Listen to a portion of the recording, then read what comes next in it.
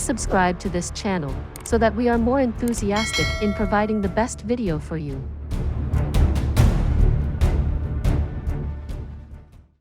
Chapter 361. The Snake King comes out to fight. Xie and the others were walking away when they heard Jun Moxie speak. Then, Xie turned to Duanmu Chao Fan and smiled. He then exclaimed, "This brat is extremely shameless. He reminds me of your youth." Duanmu Chao Fan got extremely angry at this. So, he grabbed the other party's arm and replied, "Me, how, no, no, no." Xie raised his hands in surrender. He smiled even though he looked like he was going to cry. He spoke to his counterpart, but it seemed as if he was in pain. "My bad, brother. I shouldn't have irritated you. Listening to you speak is very painful. Change it for me. Why won't you? Dang it. I've tried to change this lousy habit of your speech for decades, but it's still the same." Dongfang Wenqing pushed Jun Wuyi's wheelchair ahead and came to a stop in front of Jun Moxie amidst all that confusion. Jun Wuyi raised his eyebrows and smiled helplessly as he looked at his nephew. Then, he gently asked, "You?" Jun Moxie chuckled and replied, "Third uncle, you're very brave. You single-handedly dealt with so many level 9 Xian beasts. And they retreated. In fact, they retreated, and you aren't even out of breath after going through all of that. This is miraculous. In fact, you remained seated on your wheelchair the entire time. You didn't even move the entire time. This youngster genuinely admires you. You little devil." Jun Wuyi stared at him and snorted. However, he didn't ask anything further. He knew that all of this was somehow related to Jun Moxie, but he didn't inquire. This wasn't something that he could ask at that time. One reason behind this was rather obvious: there were many present there who could listen in. And the other, he was sure that Jun Moxie had organized this. But the method to accomplish that must have been derived out of his secrets. Therefore, the lesser others knew of it, the better it was. After all, it was a secret. It is better when one isn't in the knowledge of some things. Therefore, Jun Wuyi chose to let it go. However, Jun Wuyi was proud of his nephew. Because his nephew had made such a miracle happen. In fact, he believed that no one besides his nephew could have pulled something like that off. It could be said that he was the apex expert of this world from that perspective. An empty space had been left open on the field at that point of time. An extremely pretty and delicate woman stood in the center of the open space. She seemed like a magnolia in a valley of flowers as she stood there in a calm and quiet manner. Such a beauty was rare to come by. But that young lady's temperament was even rarer than her beauty. A flourishing figure, a round bottom, and a waist so slender that one could almost clench it. In fact, it seemed as if a gentle breeze could break her figure. The first thought any person would get after laying their eyes on such a woman would be, "She's a stunner." However, no one got that feeling by looking at this young woman's body. She simply seemed lovely, warm, pretty, and lively. Her eyes were as clear as water. Her facial features were extremely exquisite. The light breeze seemed to be gently caressing her long hair. This left one to believe that she was a fairy or an immortal. The more a man would look at her, the more he'd fall for her. He'd feel that this green-clothed maiden with her fresh and pure face wasn't well versed in the affairs of life, and that she was very innocent. And this would leave a man to feel a strong desire to protect her. The Snake King. How could such an attractive person, such a world-shaking beauty of a young woman be the legendary king of poisons? How could something so pure have any relation with the cruel, sinister, and dreadful Xian beast Snake King? The disparity was akin to that between the heaven and earth. However, she was. This green-clad young woman was one of the 12 Xian beast kings of Tian Fa Forest, the Snake King. She was the king of poisons.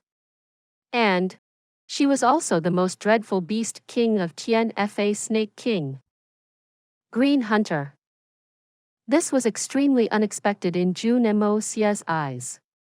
Venerable Mei hasn't sent the strongest beast king after them, that is, Long Crane. They've sent the Snake King instead. Can it be that she's more capable than he is? Or will she use poison to win? Jun Moxie thought about it, but realized that it wasn't very likely to happen. It was important to know that the Snake King was the king of poisons. In fact, she was the king of all poisons. However, the person she'd face would be one of the 8 great masters of the continent. It couldn't be said that no poison would be able to affect them, perhaps some very evil poison could infiltrate their body. But a regular poison would have no effect on someone whose cultivation was at the peak of the spirit Xian realm. It could also be said that the great masters were astute and had deep foresight. Moreover, they possessed rich and exquisite battle experience. Their lives would have perhaps been endangered by poisons on many occasions, since there would have been no shortage of enemies who would have tried to poison them. Therefore, they must have come up with countermeasures to preempt such situations by now. What would be the use of poisons if such was the case? Even the legendary poison that could kill a person upon coming in contact with their body would have a significantly reduced impact on someone with a great master's level of cultivation. There was an intense discussion amongst the great masters who represented humanity. Then, a lone black-clothed figure stepped forward and stood opposite the Snake King. That person was someone Jun Moxie had never expected. The representatives of humanity had sent the cold-blooded master Lei Wu Bei. The candidate had been selected much faster than Jun Moxie had forecasted. However, he didn't think Lei Wu Bei was the best choice. The best choice would have been the solitary falcon. One needed someone with nimble movements, someone who'd end the fight quickly whilst dealing with an opponent who would poison as a weapon. Moreover, the humanity required someone who could hit the target from a height and could avoid its attack by using an aerial advantage plus agility. The solitary falcon had a natural and comprehensive advantage in this situation. Moreover, his martial skills were derived from that of a bird. And the enemy was the Snake King. Snakes were natural prey for such birds. Falcons eat snakes. Jun Moxie could think of this. So, why didn't the Alliance's leaders, Shi Chang Xiao and the others, also wanted the solitary falcon to fight in this round? However, they couldn't dare to say it. The situation was quite obvious at that point. The Alliance was in a losing position in this 3-round battle since they had already lost the first round. So, there would be no need for the third battle if they lost the second one. The solitary falcon looked at Li Ju Tian and his son with displeasure. His relationship with the young master Jun was obvious to everyone. The fact was that the Jun family had gone into battle with huge disparity in comparative strength with respect to their opponents. But they had managed to return unscathed. One could say that Tian Fa had been negligent. But who would believe that reasoning? They were lucky. 300 men were that lucky? Did they receive the heavens' blessings? Only an idiot would believe that. No one believed that the Jun family and the solitary falcon would betray the continent for their personal gains. But what if they did, just in case? Who would bear the responsibility if that were to happen? Therefore, the Alliance decided to choose their second best option, and sent Lei Wu Bei instead. Anyway, Lei Wu Bei's Xian cultivation was more profound than that of the solitary falcons. Both the sides had sent their contenders, the fifth great master from the Alliance's side, versus the Snake King. Suddenly, a bright ray of light flashed from the other side of Tian Fa, and a vigorous silhouette rushed forward. In fact, it only left a few afterimages behind. It arrived between Jun Wuyi and Dongfang Wenqing like lightning. It grabbed the person who stood between them, Jun Moxie. Then, it left with a similarly lightning speed, and only left some afterimages behind. Two blurry afterimages had arrived on the left and the right side of the field respectively. They were so densely packed that they looked like two parallel lines. In fact, they resembled two squadrons of soldiers who stood in orderly formations. And then, they disappeared. The immortal incarnation of a million mirages. The world cage. Lei Baoyu and Bu Guangfeng cried out in alarm. The two men had been left shocked upon witnessing the endless and profound methods of the Lord of Tian Fa. How many hidden tricks does this venerable Mei have in their treasure chest? Could it be that their strength has caught up with that of the Lord of the elusive world of the immortals? But Tian Fa is, also. The two men barely managed to swallow their saliva. Venerable Mei had used her profound technique to capture Jun Moxie. It was the same one that she had previously used to deal with Li Ju Tian, the world cage. Jun Moxie had stealthily escaped from her hands a while ago. And she was somewhat confused about the how of it. But she was sure that it was a profoundly mysterious technique nonetheless. However, she had then joined the dots, and had figured that it was quite possible for this young Master Jun to be that mysterious expert's disciple. This would also explain his mysterious technique. She couldn't understand that technique. Nor could she comprehend the method of dealing with it. However, being on guard against that brat, and being able to restrain her desires were two entire different matters. Therefore, Venerable Mei used her world cage technique to capture Jun Moxie. She hadn't used this technique in her last attempt because she had sensed that the little brat's power was as good as trash. Therefore, the usage of such a heavenly skill would have been akin to overkill. However, she had confirmed that his evasion skills were unparalleled in the world even though his strength was trash. Therefore, she had employed the entirety of her effort by using that sharp skill in order to capture him. She had then quickly returned to her own side of the field, and threw him buttocks first to the ground. Bang! Pain surged through Jun Moxie's posterior as he hit the ground.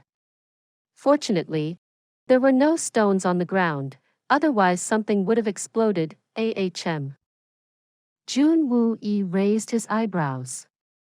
Dongfang Wenqing hastily whispered to his ears. The one who has just taken action was the Lord of Tian Fa, the same person who took a fancy to Moxie's excellent aptitude. And we had also heard that this person has taken an interest in taking Moxie on as a disciple. In my eyes, this matter is a good fortune rather than a disaster for Moxie. So, let's not be reckless. Jun Wuyi's eyes were full of worry. But he knew that he couldn't do anything against the powerful Lord of Tian Fa. He could only pray for Jun Moxie's safe return to Tianxiang. No one had expected Venerable Mei to move into action, or to use that skill. In fact, even Jun Moxie hadn't anticipated it. However, he realized that he couldn't move a single part of his body by the time he had thought of doing something in response. The young master had then thought of going into the Hongjun Pagoda to escape from his captor.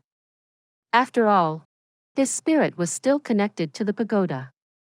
However, he was shocked to find that his body still couldn't make that movement.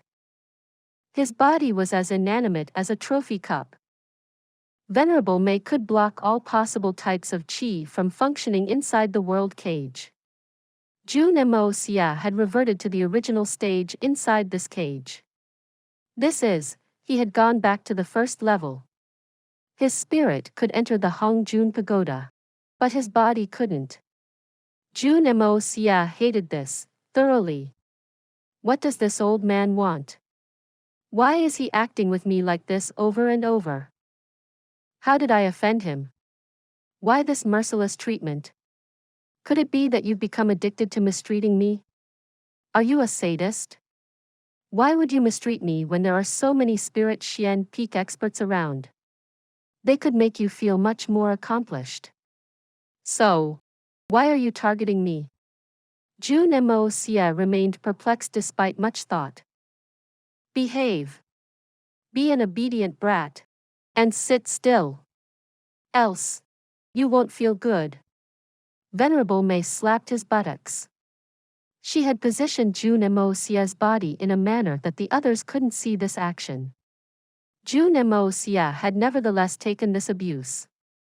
The pain pierced his very soul, but he remained motionless. In fact, he actually had a smile on his face. A wise man knows not to fight when the odds are against him. Just you wait for me. Please subscribe to this channel so that we are more enthusiastic in providing the best video for you. Chapter 362. Lei Wu Bei Fights. Venerable Mei's world cage technique was extremely mysterious and couldn't be gauged. I want to move. But they are controlling my movements. Jun Moxie rained curses in his heart as he sat in front of Venerable Mei with a smile on his face. He couldn't even control his own facial muscles inside the world cage's influence. Bang! Bang! Bang! Her feet flew thrice, and 3 heavy kicks landed on Jun Moxie's buttocks. The young master Jun cursed in his heart.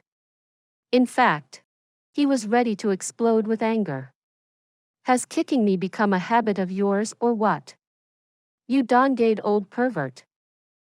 He didn't know this, but Venerable Mei's mouth was silently mumbling the same thing over and over again behind their veil. I'm sure you still wish to spank my buttocks every day. I dare you to knead it again.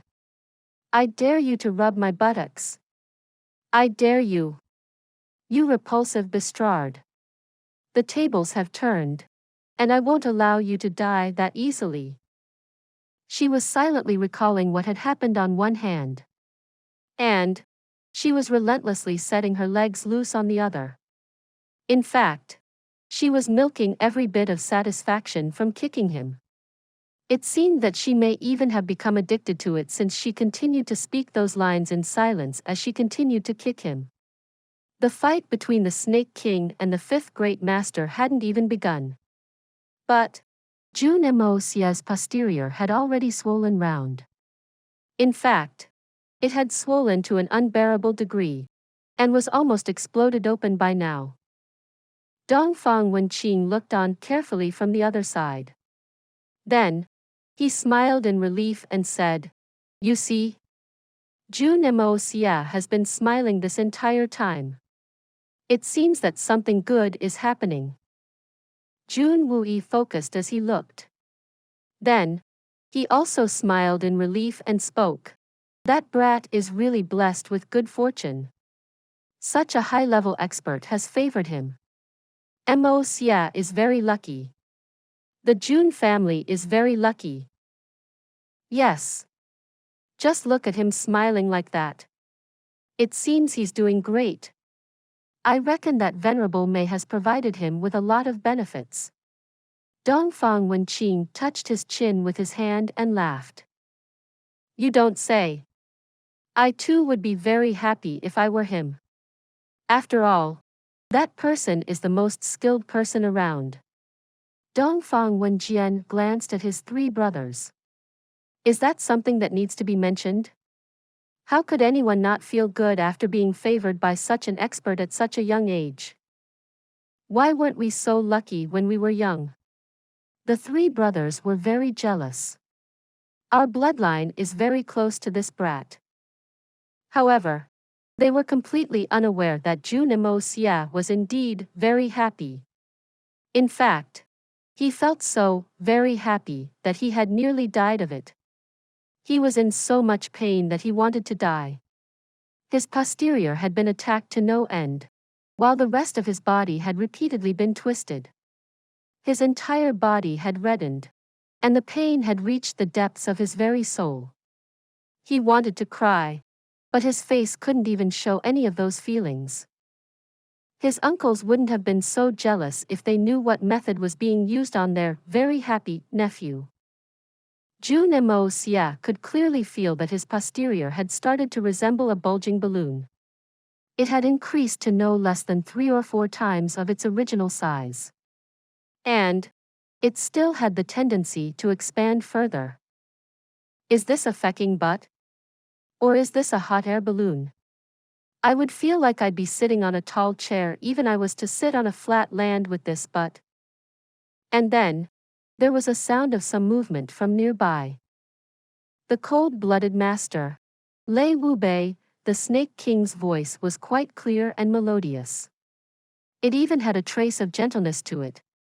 She blinked her eyes. In fact, she had sounded naive and inquisitive as she had asked that question. Her appearance and demeanor had made it seem as if she was a young girl who was naive in the ways of the world. It had seemed like she was shy at seeing a stranger, and was too bashful to say hello. Nearly every onlooker felt a strong urge to go pat her head and say, "Little girl is a good little child. Don't be afraid.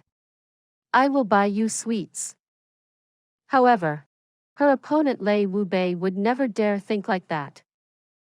The Xian cultivation of the Xian Beast Kings were no match for those of the 8 great masters. Venerable Mei was the only exception. But the reason why they were as famed as the 8 great masters was the fact that their bodies were extremely tyrannical. In fact, normal attacks were like itches to them. In fact, these Xian Beast Kings could keep up with the 8 great masters with the help of their tyrannical bodies, even if their cultivation was slightly inferior. Moreover, they could possibly turn the tables on their opponents if they managed to employ some sinister methods. The girl in front of him would seem sweet, petite and fragile, almost as if she wouldn't be able to stand up against a gentle breeze, as if she was a water bag, and a very delicate one at that. But Lei Wu Bei clearly knew that this girl's body was nevertheless that of the Snake King. Moreover, she was one of the most poisonous individuals in the Tian Fa forest. I doubt if her skin would even redden if my fist struck her. However, would I be able to endure if she struck me? You're the Snake King. It's an honor to meet you. Lei Wu Bei behaved like he was facing a great enemy. He turned his hand and drew out a glittering and grotesquely serrated blade.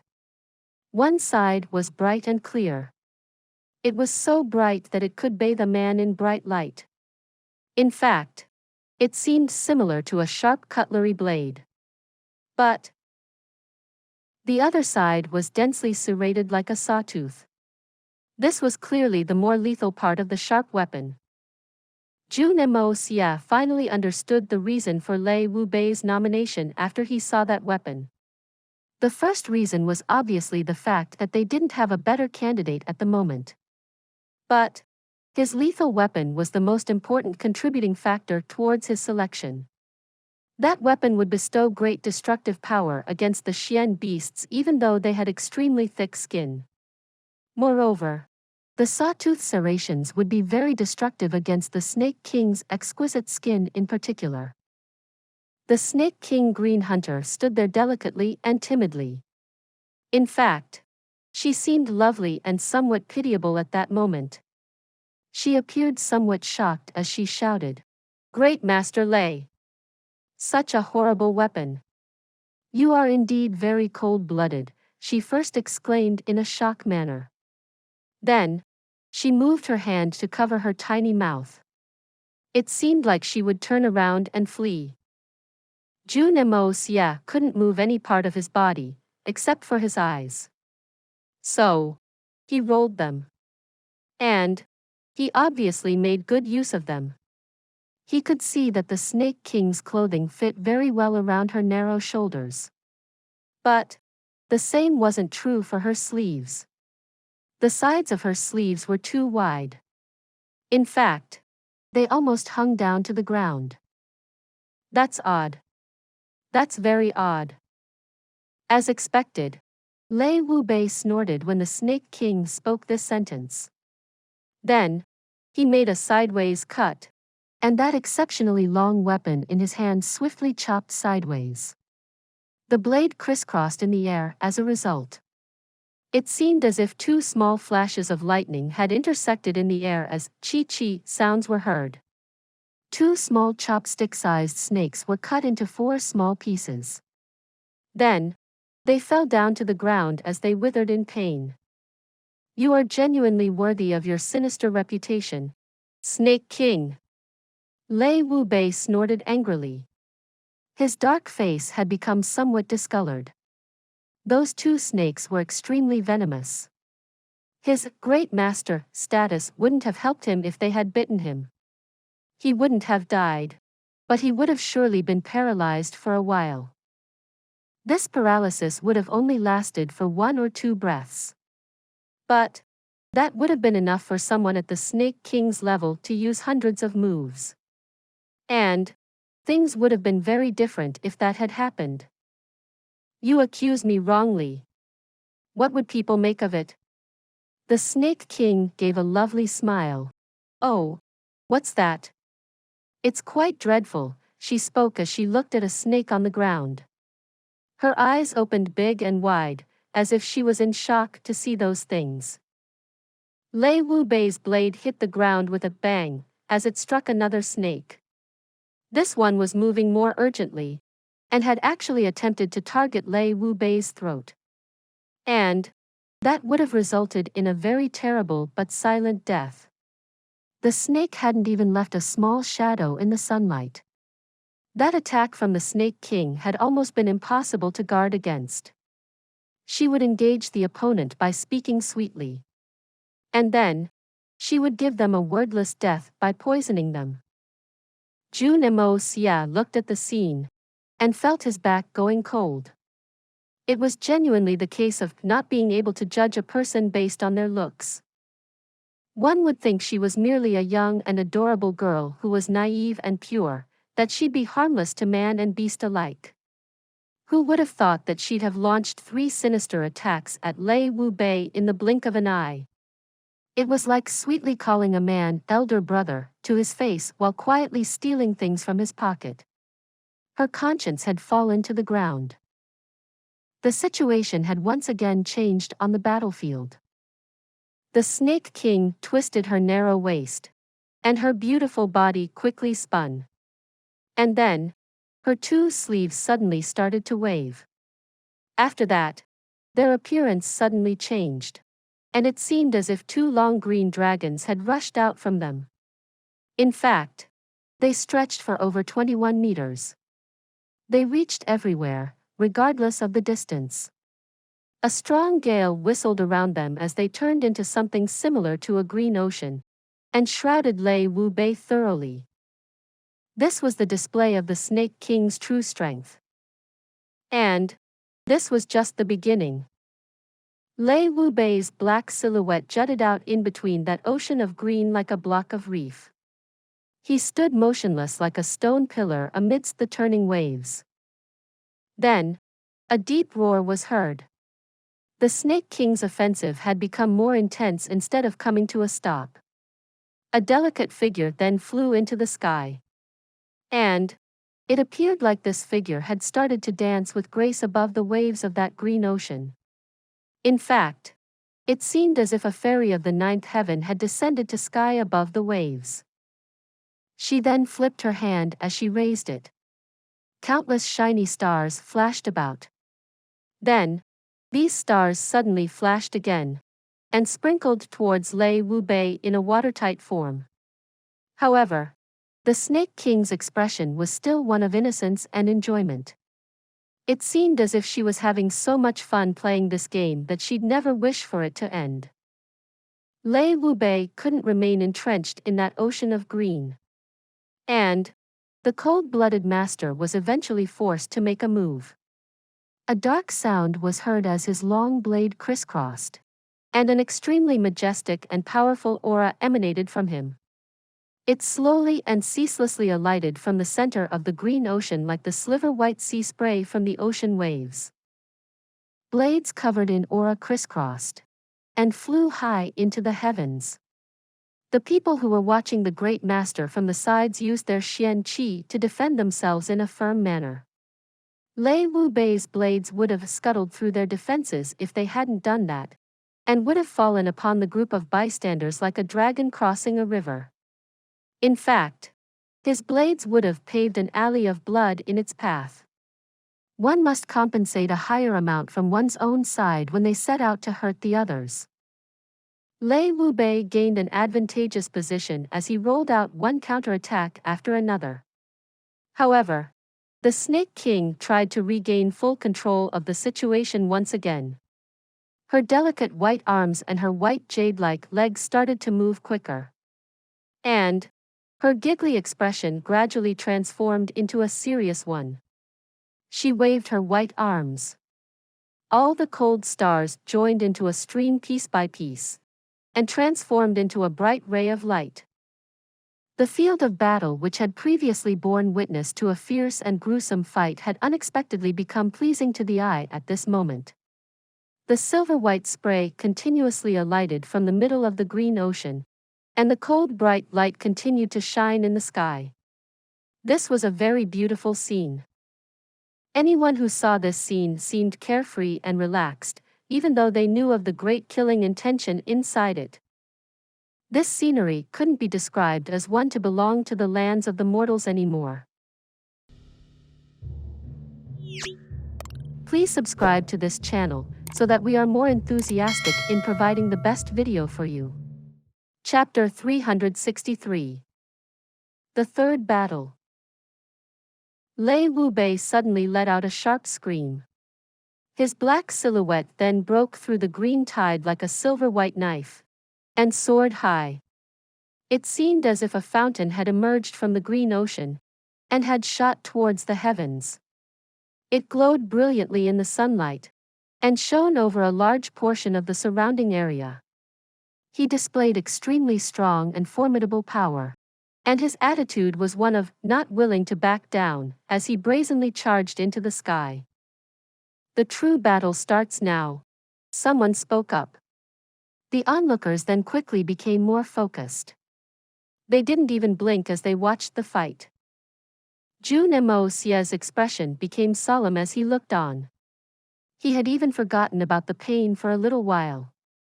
The Snake King's and the cold-blooded Great Master's style continued to change.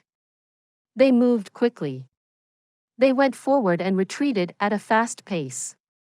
And they dodged and weaved nimbly. Their minds would slowly replay everything that their eyes would see.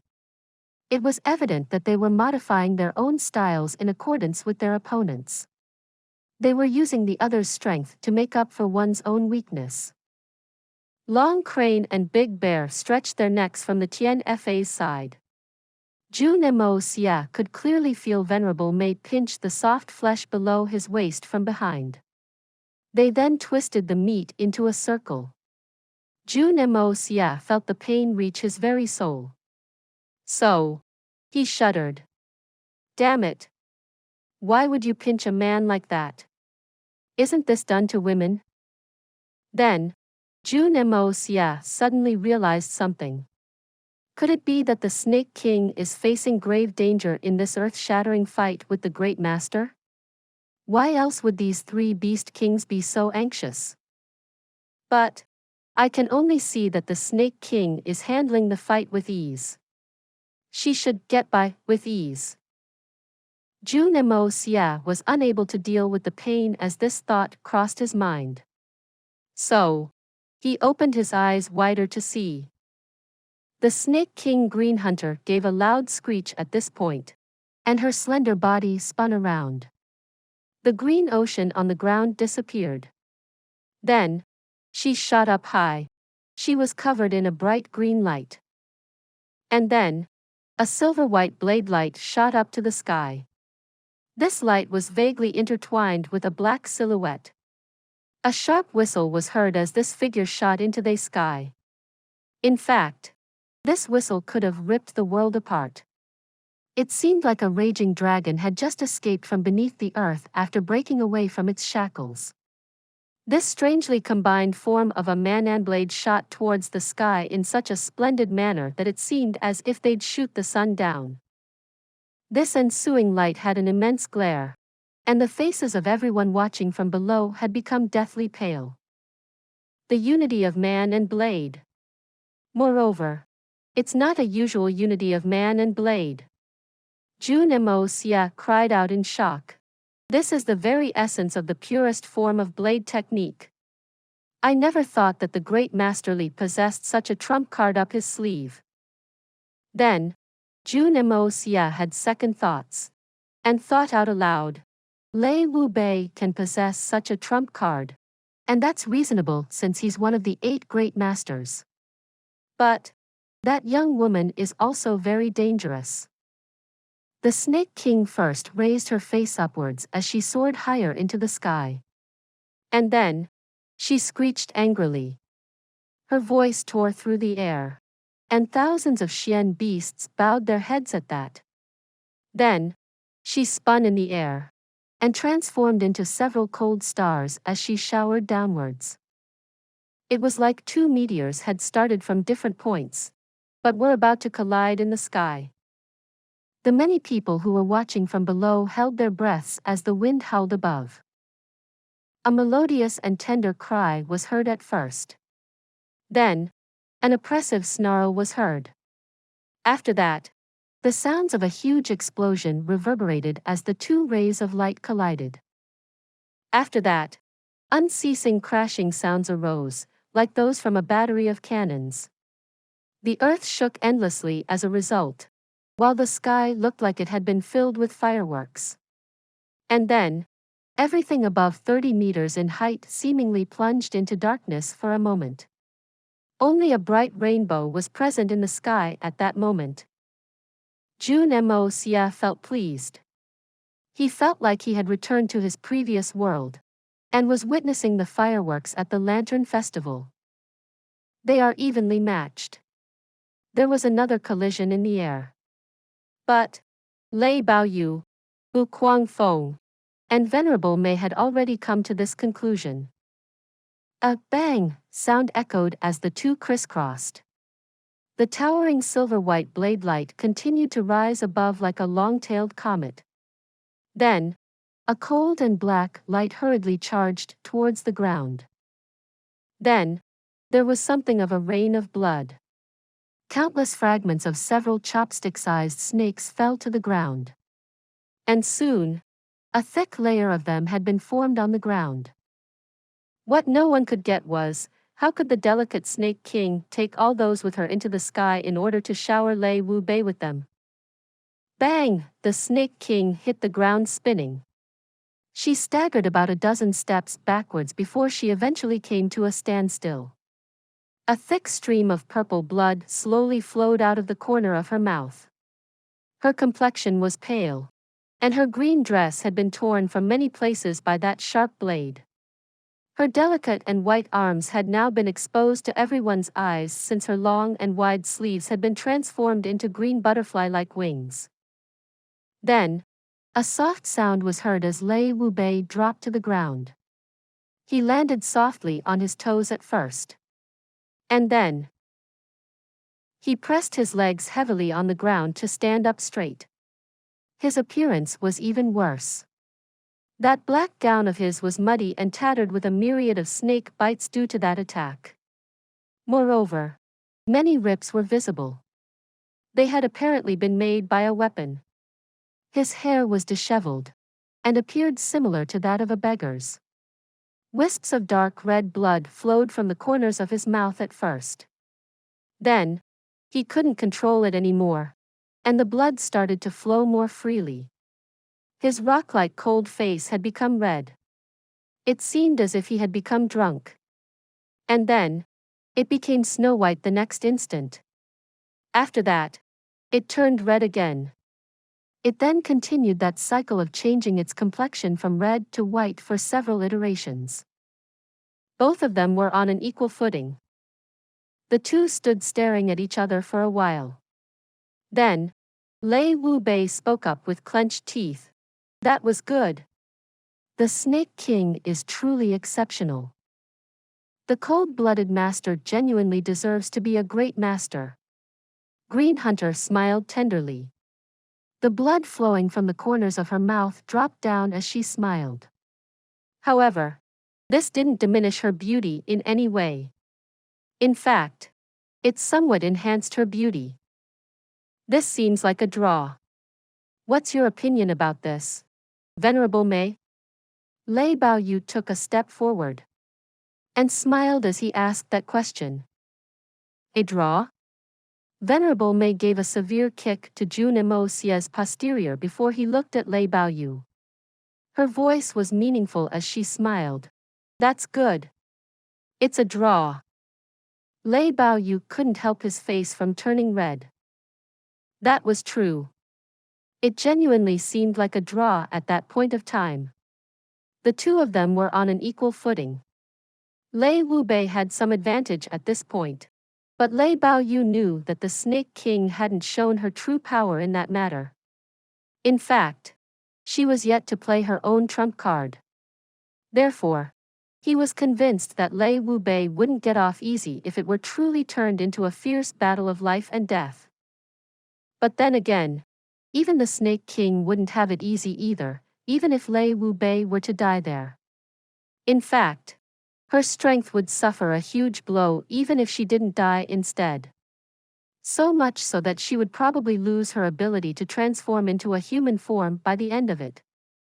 Moreover, her strength would be reduced to that of a level 7 or 8 Xian beast.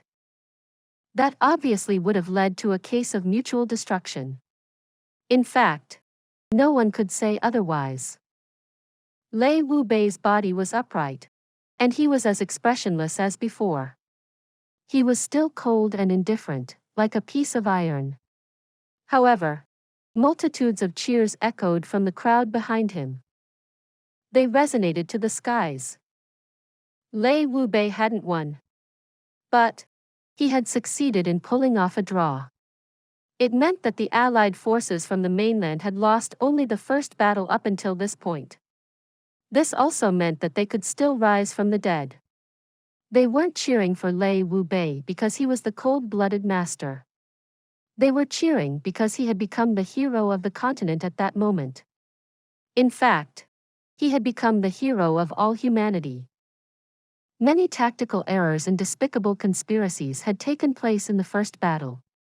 And hence, they had suffered defeat, an unsightly and a thorough defeat. However, the second battle had been the exact opposite.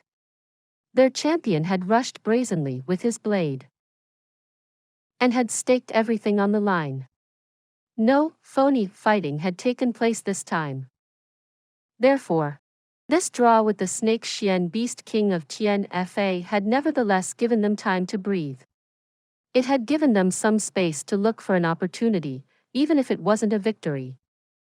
Many people had believed that the Allied forces might have had a chance if they had followed Jun Wuyi's excellent strategy, and if it weren't for Shui Han Manor and Silver Blizzard City's rotten plan.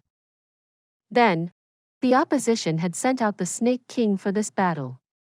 Therefore, sending out the solitary falcon to face her would have been the ideal case. However, the Allies couldn't dare to count on him. Moreover, they didn't have much knowledge about the various poisons that were available in the Tian Fa. In fact, there wasn't any knowledge regarding the poisons that the Snake King could use. Luckily, Lei Wu Bei had done a lot of study on various poisons. And that was why he was known as the cold-blooded master in society. However, most people hadn't given much thought to all of that here. Everything depended on the third battle as the matter stood. Venerable Mei had wished to rely on their own power. In fact, they would battle all the great masters at once. However, no one believed that Venerable Mei could be that powerful. After all, their side had 4 great masters. The 2 individuals on the field looked at each other and cupped their hands. Lei Wu Bei spoke up. It was a fluke. The Snake King snorted at that and turned around to leave. The fact that she hadn't attained a thorough victory had hit her hard. Lei Wu Bei gave a faint smile. Then, he walked back. His arm shuddered slightly. He had realized that the handle of his blade had been bent. Moreover, there were even many tiny cracks on his blade. It would still be able to endure proper use, but it couldn't withstand a great master level battle anymore. The Snake King was genuinely something. She could conceal lethal weapons all over her body. And that too in droves. Moreover, her weapons were also extremely toxic. She was a real headache. These 2 people had sustained injuries, but it wasn't very serious. In fact, it wasn't even enough to warrant any action. Those 2 knew what was going on in reality. The 2 fighters had intentionally decided to stagger after that explosion in order to maintain the status quo. However, they would have ended up taking each other down, and no clear winner would have emerged if they had continued to fight. Therefore, the 2 individuals breathed a sigh of relief, even if they hadn't accepted the result within their hearts. The ground had been a mix of green grass and stones before the battle, but it had turned black by now. There were holes everywhere on it. In fact, some places were still trying to brave the white smoke that was continuously falling down from the sky above. Nothing would grow on that site for hundreds of years. The Snake King's poison was indeed the best in the entire world. A shadow flitted as Venerable Mei suddenly appeared on the field. They then stated, "It's time for the final battle. All the great masters present can come out for this final and deciding battle." Lei Bao Yu was about to speak, and the words were about to come out of his mouth. But he suddenly swallowed them and forced a smile instead. However, everyone could feel that there was something different about Venerable Mei as they appeared on the field. They were somewhat irritable and unstable a while back, but they were quite calm at this moment, almost like Buddha.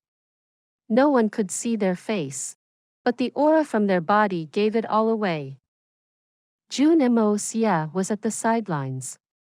He felt his posterior and cursed. "This person has transformed my one little buttock into the size of 4 massive ones, OU. Please subscribe to this channel so that we are more enthusiastic in providing the best video for you." Chapter 364. For Great Masters Fight Tian Fa. The battle was about to begin. The solitary falcon snorted as he took the initiative, and cupped his fists as he said, "Venerable Mei, this solitary falcon is happy to seek advice from you." His voice was hard yet endlessly sonorous. The solitary falcon came last in the ranking of the great masters. But he had always been belligerent. Moreover, he had encountered that mysteriously skilled person twice before, and he considered that the said person was even more astonishing and frightening than his present opponent. Venerable Mei's strength must have been around the same mark as that of that mysterious person. And this fact had genuinely astonished the solitary falcon. However, he didn't fear this opponent. In fact, he considered that mysterious master to superior to Venerable Mei when it came to mindset and temperament. The master of life and death Shi Chang Xiao closely followed suit, and gave a warm smile. "Venerable Mei, this one is called Shi Chang Xiao." Lei Wu Bei had returned only moments ago. He stood quietly for a short period, and then slowly walked forward. His expression was cold as he spoke. Venerable Mei, I don't think you need this one's introduction, right? Very well. Is it only the three of you? Venerable Mei snorted. She couldn't help but feel disappointed. Her three current opponents had a combined strength of the Crane King, the Bear King, and Snake King fighting together in their human forms. In fact, these three great masters might even have been a bit weaker than these three beast kings. One has to first have qualifications if they wish to fight the enemy. Wait! This old man will also fight. Li Ju Tian roared out with grief and indignation. The great master Li then stood up with a totter. Li Ju Tian may have suffered serious injuries, but he was still one of the 8 great masters. So, he wasn't going to lose his reputation at this juncture, despite the pain. He wasn't going to back down at this moment. This was the only opportunity Li Ju Tian would get to retrieve his honor in front of Venerable Mei. In fact, it was perhaps the last chance to retrieve his honor. He would be able to wash away his disgrace if he were to defeat Venerable Mei by drawing support from the strength of the other three. In fact, he could even achieve a bit more. However, Li Ju Tian would waddle in hopelessness if he were to introspect about fighting in public again in case he missed out on this opportunity today. He had sustained serious injuries with multiple fractured bones and severe internal injuries a while ago. But he had made his right-hand man set his broken bones back in place while the Snake King and Lei Wu Bei were fighting. Then, he had forcefully initiated a self-mutilating method called the Against the Heavens Will Law. This technique would cause wear and tear to his lifespan, but it would heal him to his optimum state of health. Moreover, his exquisite Xian cultivation was enough to hold his bones in place. This battle was the most important final battle as far as Li Ju Tian was concerned. Therefore, he had to be the most splendid one. He needed his attacks to inspire awe in order to establish his authority amongst the people. Venerable Mei, the so-called fortunes have been reversed. You had bestowed me with that kind of a treatment a while back. Well, I shall bestow the same treatment back to you now. Li Ju Tian panted with anger as he fiercely glared at Venerable Mei. It seemed like he nurtured a deep hatred. In fact, it appeared that this opponent was the greatest personal enemy he had ever come across. In fact, the hatred between the two was irreconcilable. It could never be dissolved. It perhaps wasn't so for Venerable Mei since she had won the previous round of their duel. But that instance had been the greatest unwashable shame and humiliation of his life as far as Li Ju Tian was concerned. And he felt that his honor wouldn't be remedied unless he had achieved victory over Venerable Mei. Are you going to go all out against me, Li Ju Tian? Venerable Mei's cultivation was extremely high. So, she could obviously tell how Li Ju Tian had been able to stand up despite his injuries. She couldn't help but pity him as a result. She also knew that Li Ju Tian had been entirely innocent in that context.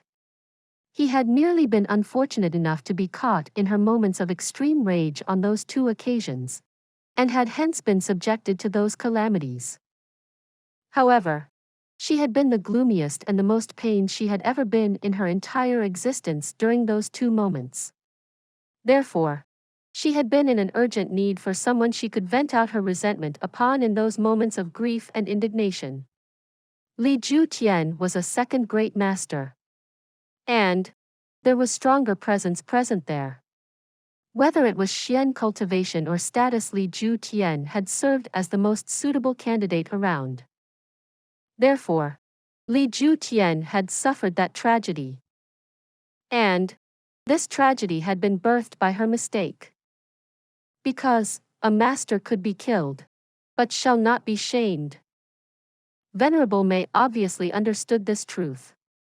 But she had grabbed him by the throat and had smacked him under the gaze of everyone present.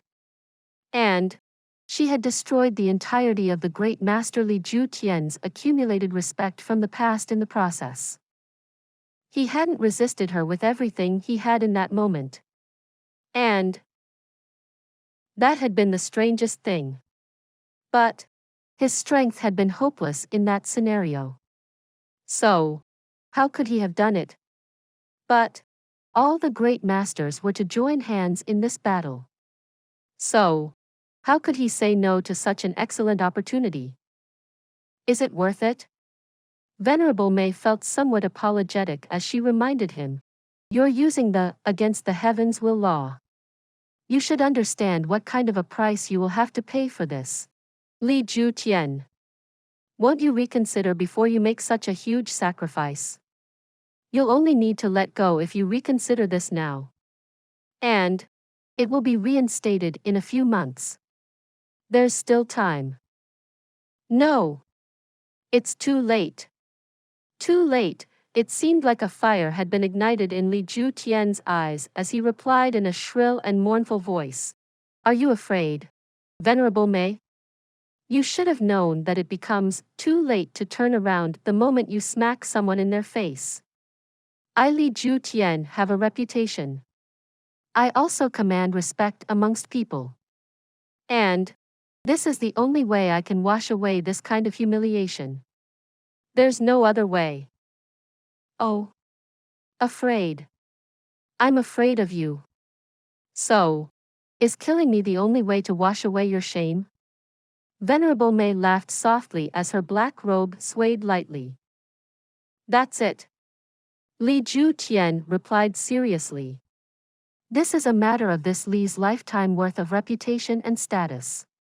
So, I request that Venerable Mei doesn't act stingy with her life." "Not be stingy with my life?" "You're asking me to not be stingy with my life while you're being stingy with your insignificant reputation. You should know that your reputation is nothing in my eyes. I had advised you a moment ago. It was the mercy of a superior master. It was given in charity and pity. That was a rare act which originated from a good frame of mind of mine. And so, I had been that kind to you. But you actually took it as fear. You're genuinely as naive as the frog in the well." Venerable Mei couldn't help but sneer and laugh. She then spoke while she shook her head. "How will you be able to take my life, if that's your skill level, Li Ju Tian? I'm afraid that you'll lose your head instead. Venerable Mei has decided too early regarding whose head will fall." Li Ju Tian snorted heavily. "Venerable Mei has spoken the truth. My reputation is of little value in your eyes. But it's much more important than my head in my own. I fear that the ranking of the great masters will change again after today's battle ends." The black-robed Venerable Mei spoke up with a faint hint of disappointment in her tone. "I had harbored misgivings for many years regarding the reputed Rainstorm Master's life. Then, Feng Yuan's cultivation reached a sufficient level, but he wasn't able to become a great master. There will be an empty spot after today. And I suppose that Feng Yun wouldn't be able to back away from the duty even if he wanted to, right?" Bu Feng smiled from a distance. "The title of Master Rainstorm doesn't apply to me anymore. Venerable Mei makes me feel small with those words." Venerable Mei snorted and smiled before they spoke up again. "And there's this cold-blooded master then. He had fought one battle. But he was still taken up arms against me. He has presumably come as a scapegoat, right? I genuinely don't know what he thought while he was taking this action. Does he think that I won't kill a great master?" Venerable Mei's words could be considered as a ferocious psychological attack. She had first damaged Li Ju Tian's mental state. And then, she had drawn more blood by pointing out the real reason behind Feng Yun's failed attempts to be elevated to the status of a great master. She had obviously intended to cripple the fighting spirit of the equally famous solitary falcon by doing that. He was as strong as me. Neither was able to step ahead of the other. You weren't better than him. In fact, he should have become a great master a long time ago. However, you got lucky and became the great master. It had to be said that the solitary falcon was shaken after he heard Venerable Mei speak. After that, Venerable Mei had taken aim at Lei Wu Bei, and had pointed that he had stepped up even though he had received injuries merely a moment ago. She had indicated that he had come to fight, but he was there to add to the numbers. In fact, she had implied that he was merely a sacrificial lamb. Wouldn't he be used by the other great masters as a shield, and be sacrificed thereof? The effect of these words might not have been very evident in the case of others. But the heaviness of anxiety and suspicion had always plagued Lei Wu Bei's heart. Lei Wu Bei had always considered every man of the world as an enemy. Hence, those words struck deep into his heart. In fact, they struck the very root of it. In fact, this was the reason he had been hesitant earlier. The competition between the various great masters had always been very fierce. So, they would be rid of one competitor if they were to sacrifice Lei Wu Bei to save themselves. Moreover, they would also be able to take cheap advantages of the ensuing opportunities, and formulate an explosive counterattack to increase their fame thereafter. Wouldn't that be a great thing for them? However, he had no choice since he had obtained the halo of the continent's hero a moment ago. Therefore, he had to come forth even if he knew the risks. However, these words from Venerable Mei had made Lei Wu Bei's face change color after they had emptied solitary falcons. The halo of the continent's hero seemed quite glorious. But it was nothing more than a useless decoration for a dead man. Venerable Mei's psychological attack is very sharp. This sure genuinely admires it. However, I fear that the Venerable Mei is aiming at the wrong targets. Shi Chang Xiao gave a gentle chuckle. The four of us are veterans of hundreds of battles. One can even say that we are the originators of psychological warfare. Is Venerable Mei looking down on us by using this against us? The fact is that the four of us are the same. But let's come back to the point. We four shoulder the great trust of millions of people. So, how can Venerable Mei instigate us against each other? Why would Venerable Mei waste their words if they have that much confidence in themselves? His words immediately woke the other two up. Li Ju Tian gave a ferocious shout and said, "There's no need to waste your words. We can see the truth. The four of us wish to seek advice from the so-called frightening lord of the Tian Fa today." He laughed and gave a broad smile. And then, he took the lead, and came forward despite the seriousness of his injuries. Someone always has to strike first in a battle between five people. And that person suffers the most because he faces a head-on blow. But taking this hit could nevertheless provide an opportunity for those who remain at his side. It seemed that Shi Changzhao's words had indeed dispelled the effect of Venerable Mei's psychological attacks from the others' hearts. But they had never been afraid of Venerable Mei's extremely strong and tyrannical methods in all fairness. And now that things had come to a head, they had no option but to fight. Moreover, there was another major point one needed to consider. Most of the great masters wouldn't suffer much even if they lost this battle. Only Li Ju Tian would suffer in that case. He had already lost half of the Shui Han Manor's strength in the battle between humans and Xian beasts. Then, he was humiliated by Venerable Mei. And then, it was pointed out that he had disregarded the safety of humanity, and had schemed against Jun Wuyi. This made his reputation hit rock bottom, and had singled him out, the man who had betrayed humanity. Therefore, whatever that still remained would also vanish if he wasn't able to prevail over Venerable Mei in this battle. Therefore, Others had a choice, but Tian didn't.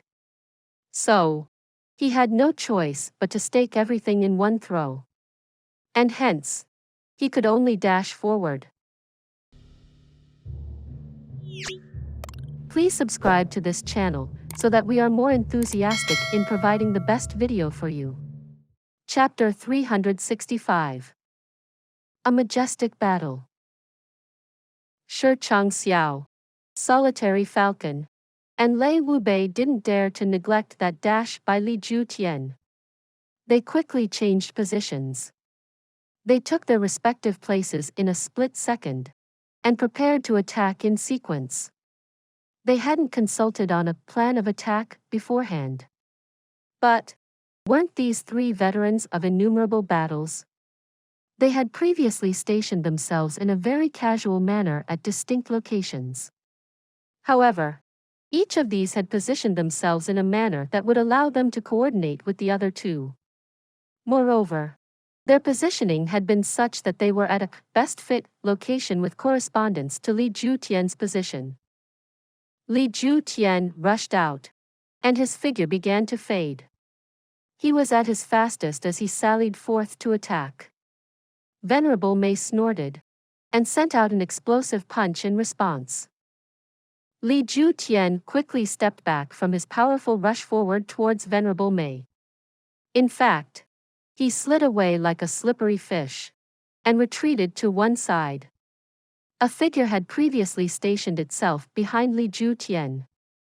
Suddenly, two fists shot out towards with Venerable Mei from Tian's back.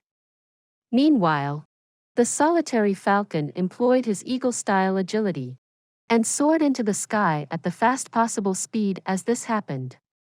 He had displayed the first method of the 9 claws of the ghostly falcon.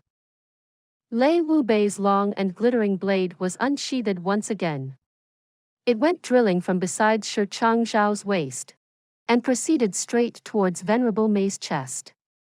In fact, this attack enveloped around 5 meters of area around her torso. This was the most important battle of his life. He wasn't about to be stingy with his treasured blade. Tian had retreated to the side. But he quickly spun around as this happened and returned to the fold with great speed. He took a neutral position with the help of his momentum as he had returned. Then, he unleashed a ferocious attack from the side. The 4 men had attacked without prior discussions, but their attacks were flawlessly coordinated. Their attacks had seemingly proceeded towards Venerable Mei to greet her, but their combined method of doing was rather uncanny. These attacks looked quite simple at first.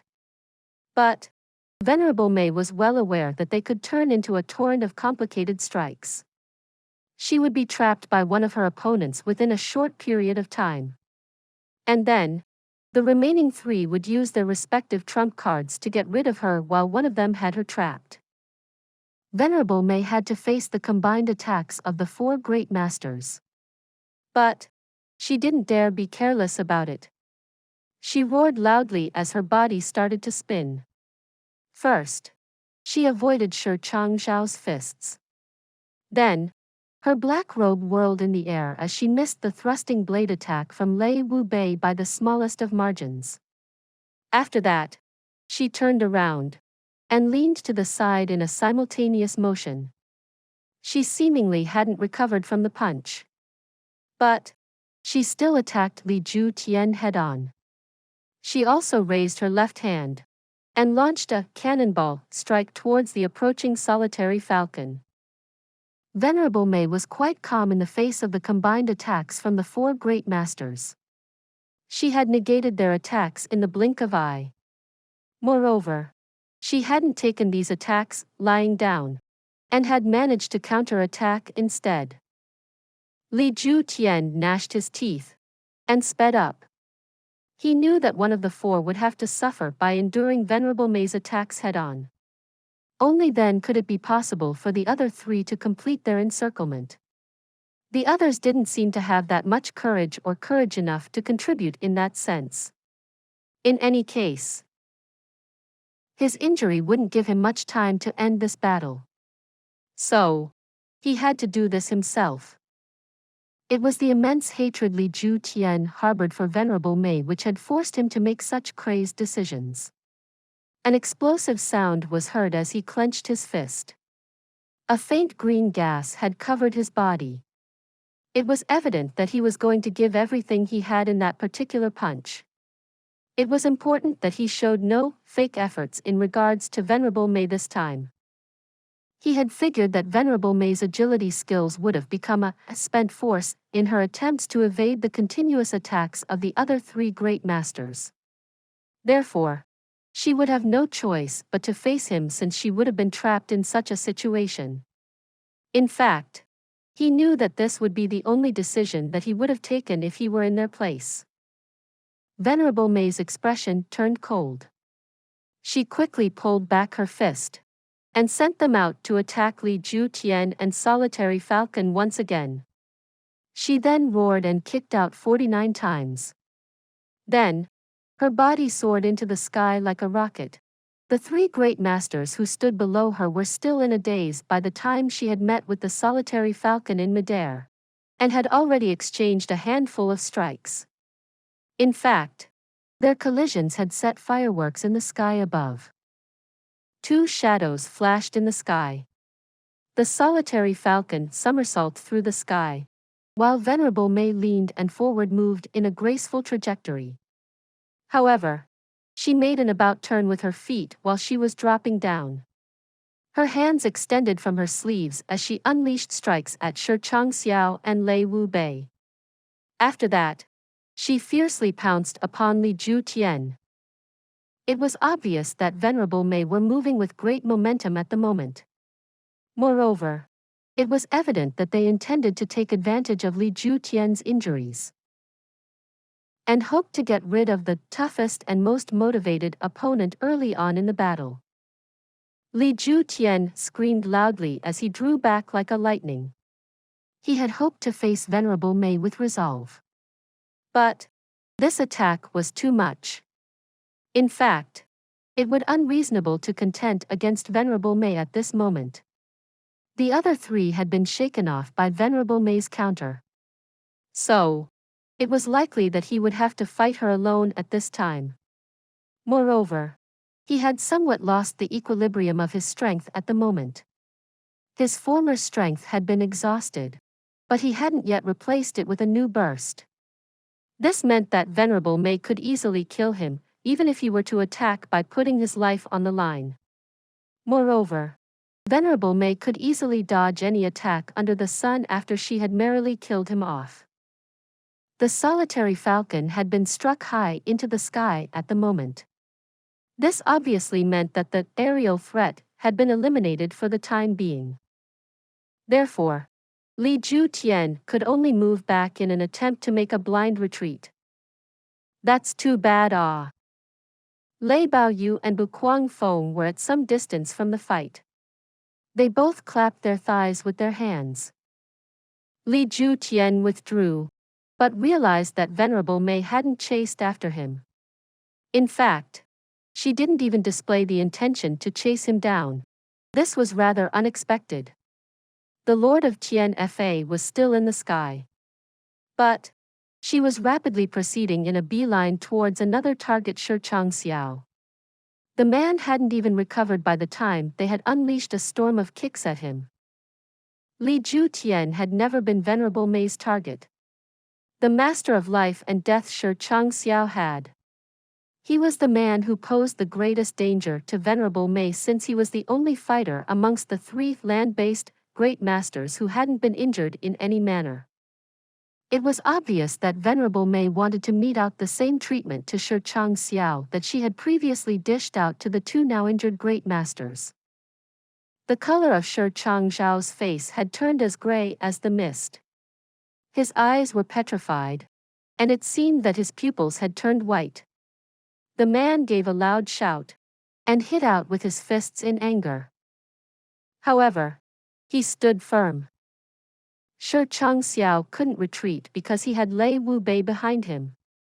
The cold-blooded master would have to bear the brunt of this attack if Shi Changxiao were to move aside. And Lei Wu Bei most likely didn't have enough strength left in him to face this supreme attack since he had already sustained injuries. Venerable Mei's kicks sent shockwaves through the air. These strikes hadn't rooted from ordinary feet. The four-man team would have been broken if Lei Wu Bei had been hit. And the remaining three would have undoubtedly been defeated soon after. Therefore, Shi Changxiao had no choice but to stand firm. Bang! Venerable Mei's kick struck Shi Changxiao's fist. Shi Changxiao's body trembled at the impact. He had meant to pull back his fist. He would then unleash his full power by putting more power in his second punch. However, he hadn't even pulled his fist back by the time Venerable Mei's foot managed to stamp on his fists. Shi Changxiao was alarmed. He quickly sent his left fist forth to buy his recovering body some time. However, Venerable Mei's foot stamped his right fist for the third time with a thunderous sound and great power before his body even got the time to shake properly. It was needless to say that his left fist hadn't reached its desired position either. Those three continuous kicks barely had any breaks in between them. It seemed as if Venerable Mei had kicked thrice in one strike. But each kick's power was greater than the one before. Shi Changxiao's body was on the verge of collapse, and he couldn't help but take a step back. His left fist finally hit out at that moment. However, Venerable Mei was ready and waiting. They quickly kicked out with their left foot. In fact, Venerable Mei's body hadn't reached the ground till that very moment. Bang! The sound of the left foot meeting the left fist echoed loudly. And then, Venerable Mei repeated what she had won to his right fist. She quickly kicked that fist 3 times as well. Venerable Mei's legs resembled parted scissors at the moment. However, each kick was powerful, and seemed to have the weight of a mountain behind it. Shi Changxiao felt sour to his belly. In fact, the pit of his belly and his internal organs had been left to shake very violently. He then jumped and staggered backwards. His nose itched as a thin wisp of blood flowed out of it. He had suffered internal injuries. However, Lei Wu Bei hadn't failed to act at the opportunity that Shi Changxiao had provided by risking his body and sustaining injuries. Lei Wu Bei's body seemingly moved in a possessed manner as he dodged and rushed forward. His hand drew his long blade. Then, he waved it and thrust it through Venerable Mei's black robe. However, he hadn't even started to rejoice over his successful attack when he suddenly discovered that the stab he had made with his long blade felt empty for some reason. His heart went crazy at this discovery, and he made a crazy horizontal slash with his blade. However, he suddenly felt sluggish. His attack had been blocked. Venerable Mei had stretched their hands from their robes, and had caught the blade at the sharp edge before it had moved forward. Her hand held this nearly divine weapon at its sharp saw-toothed edge with seemingly no problems. Li Ju Tian and Solitary Falcon rushed forth from behind at that moment. And they threw themselves at Venerable Mei in frenzy. Venerable Mei held the sharp edge of the blade in her left hand, while Lei Wu Bei tried to apply a force in the reverse direction to slash her hand open. She then raised one forefinger and forcefully tapped the blade 3 times. Then, Venerable Mei's feet finally touched land after having remained suspended in the air up till that point. Her robes seemed to float around her like a sheet of iron. She then easily pushed away Li Ju Tian's attack from behind. Then, her palms transformed into countless afterimages. The wind whistled as 100 palms made a white gem-like triangle. This formation held vast power and might. After that, this formation sent the Solitary Falcon flying into the air once again. Lei Wu Bei's sword was tapped thrice by Venerable Mei's forefinger. However, these 3 taps felt like 3 large explosions in the pit of his stomach. It was like someone had taken a large hammer and had struck his chest 3 times with it. His eyes felt a burst of pressure, and he suddenly lost focus. The cold-blooded master was forced back. In fact, he trembled as he withdrew. This involuntary backwards motion of his body had happened due to the strong wind which had arisen due to Venerable Mei's attacks. This body then moved to one side, and ended up causing an obstruction to Shi Chang Zhao's leaping body. A light tinkling sound was heard as Lei Wu Bei's treasured blade turned into countless pieces of thin iron. These pieces then fell to the ground with a sharp noise. All that was left in Lei Wu Bei's hand was the short handle. That was the handle of a rare divine weapon. However, the weapon had turned to scrap metal with the taps of a finger. Lei Wu Bei was shocked with grief. The blade had accumulated a few scrapes in his previous battle with the Snake King. Lei Wu Bei knew of this. But he hadn't worried much about it. I will hold it together with my Xian Qi. And then, I will take it for repair after this struggle of the 4 great masters comes to an end. Come to think of it, Venerable Mei has broken my blade with just 3 taps from their finger. Please subscribe to this channel, so that we are more enthusiastic in providing the best video for you. Chapter 366. Defeated. It has to be mentioned that the blade wasn't destroyed by Venerable Mei's hand alone. It was the movement of the combined Xian efficacy of Venerable Mei and Lei Wu Bei which had destroyed it. This had happened because Venerable Mei had forced the blade towards her right before she had tapped it with her finger. And Lei Wu Bei had used his strength to turn it to the opposite direction. Both individuals had used the entire extent of their strength at that time. This meant that opposing forces had tried to twist the blade in different directions.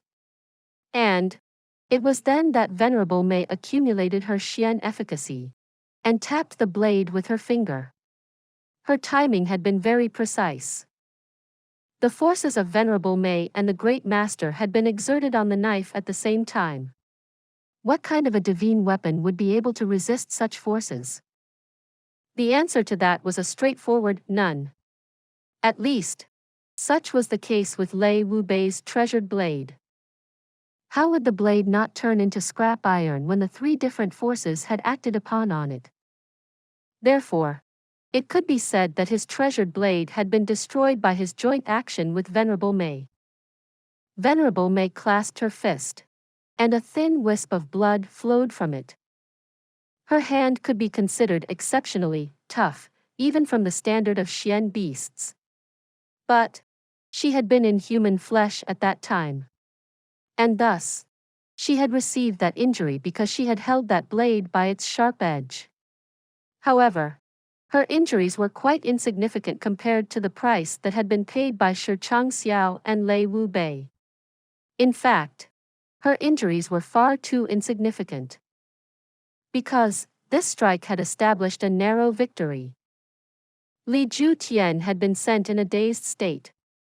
It was only for a split second. But Venerable Mei had reached the ground by then.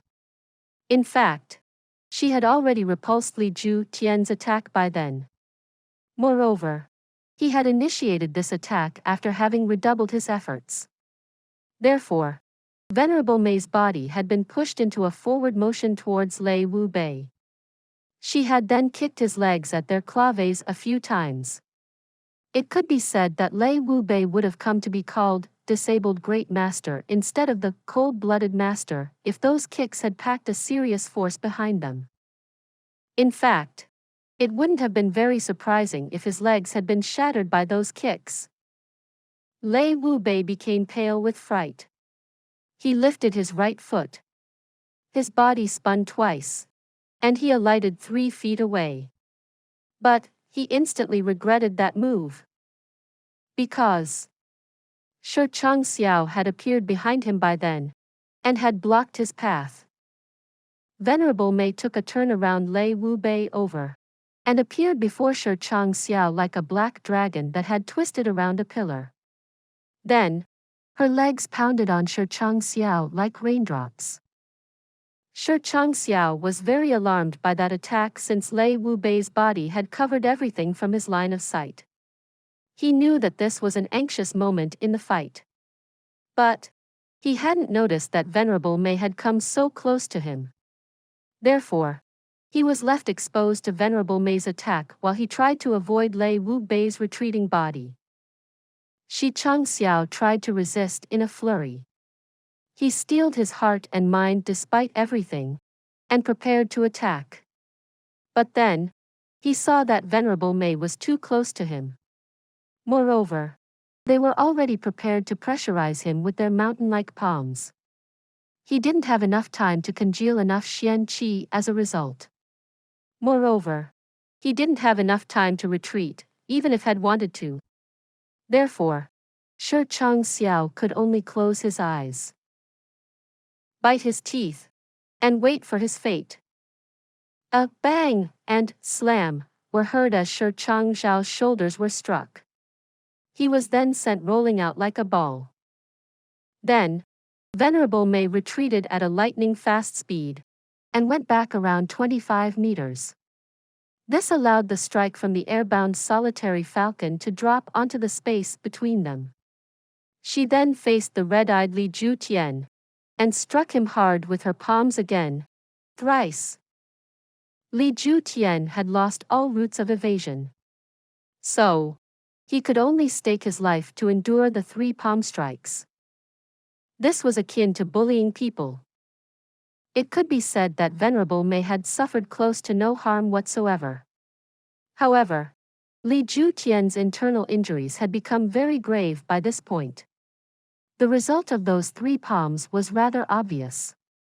Li Ju Tian's body left the ground like a ball that had gone on a wild, bouncing spree, and flew into the sky. His mouth spurted blood in a crazy manner. In fact, it was almost as if a fountain had started to spray blood-colored water. Li Ju Tian had used his Xian Qi to keep his bones in place. However, they broke open, and ruptured at this moment. In fact, they had been thoroughly ruptured.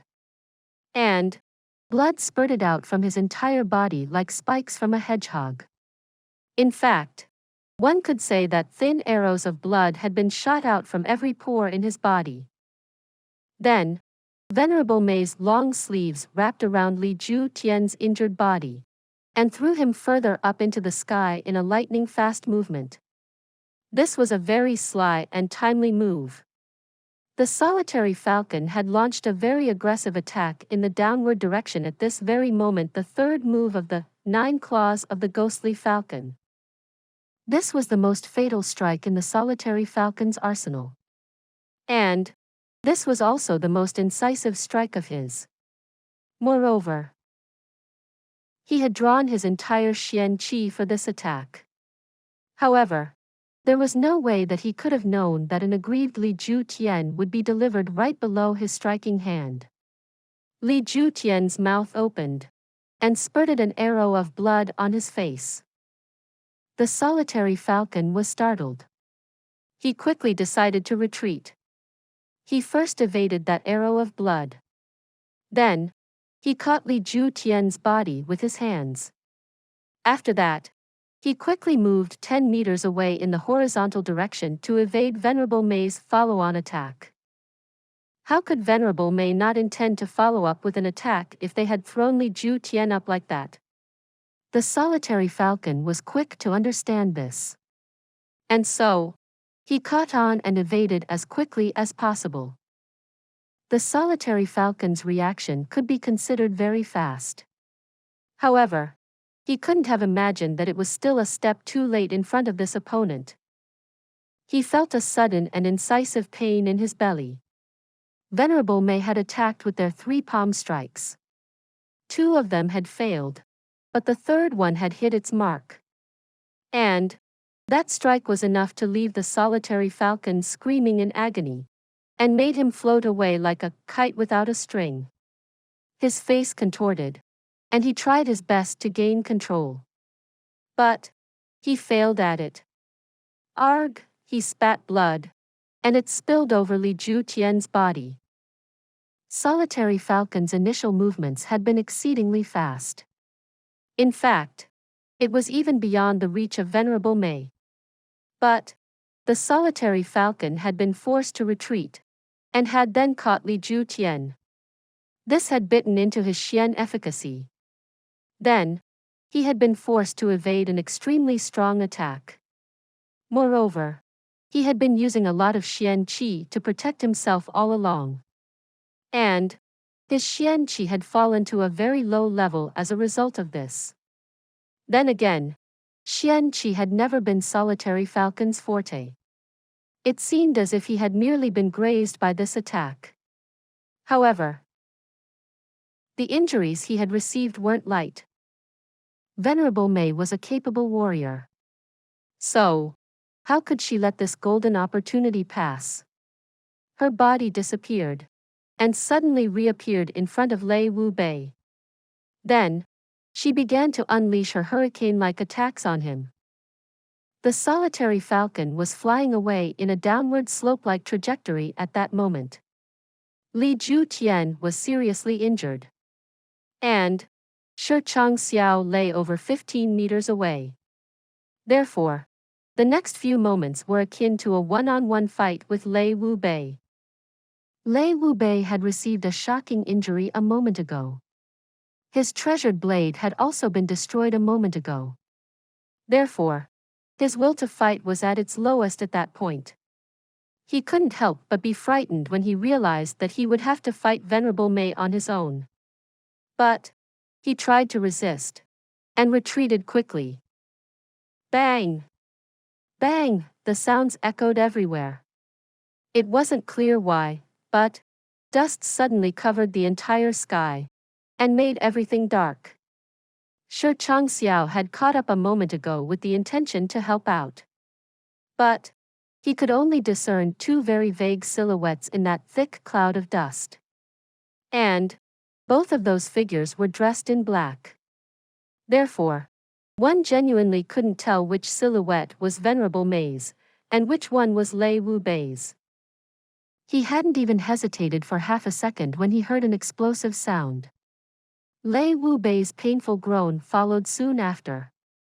And then, he saw a figure spin and fall. The black clothes clung to this figure rather tightly. It was Lei Wu Bei. Blood bubbled out from Lei Wu Bei's mouth with a gurgling sound. His right hand was bent at a strange angle. It was obvious that his right arm had been broken. However, one could say that Venerable Mei had gone easy on him. Lei Wu Bei's arm would have been sheared off if they hadn't gone easy. In fact, the bones in his hand would have turned into white powder, and would have flown off to some place unknown. The outcome of the battle had become rather evident by now. The Lord of Tian Fa had wiped the floor with the four great masters. It could be said that Venerable Mei's victory was very obvious. The four great masters had been defeated. They hadn't even been able to fight back in a proper manner. The battle would have turned out much differently if the four had genuinely given every drop of their power to destroy everything that stood in their paths.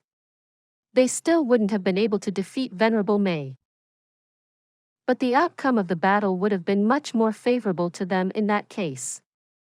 Venerable Mei could use the world cage technique on only one person. And it would put a lot of strain on her if she'd use it on a great master.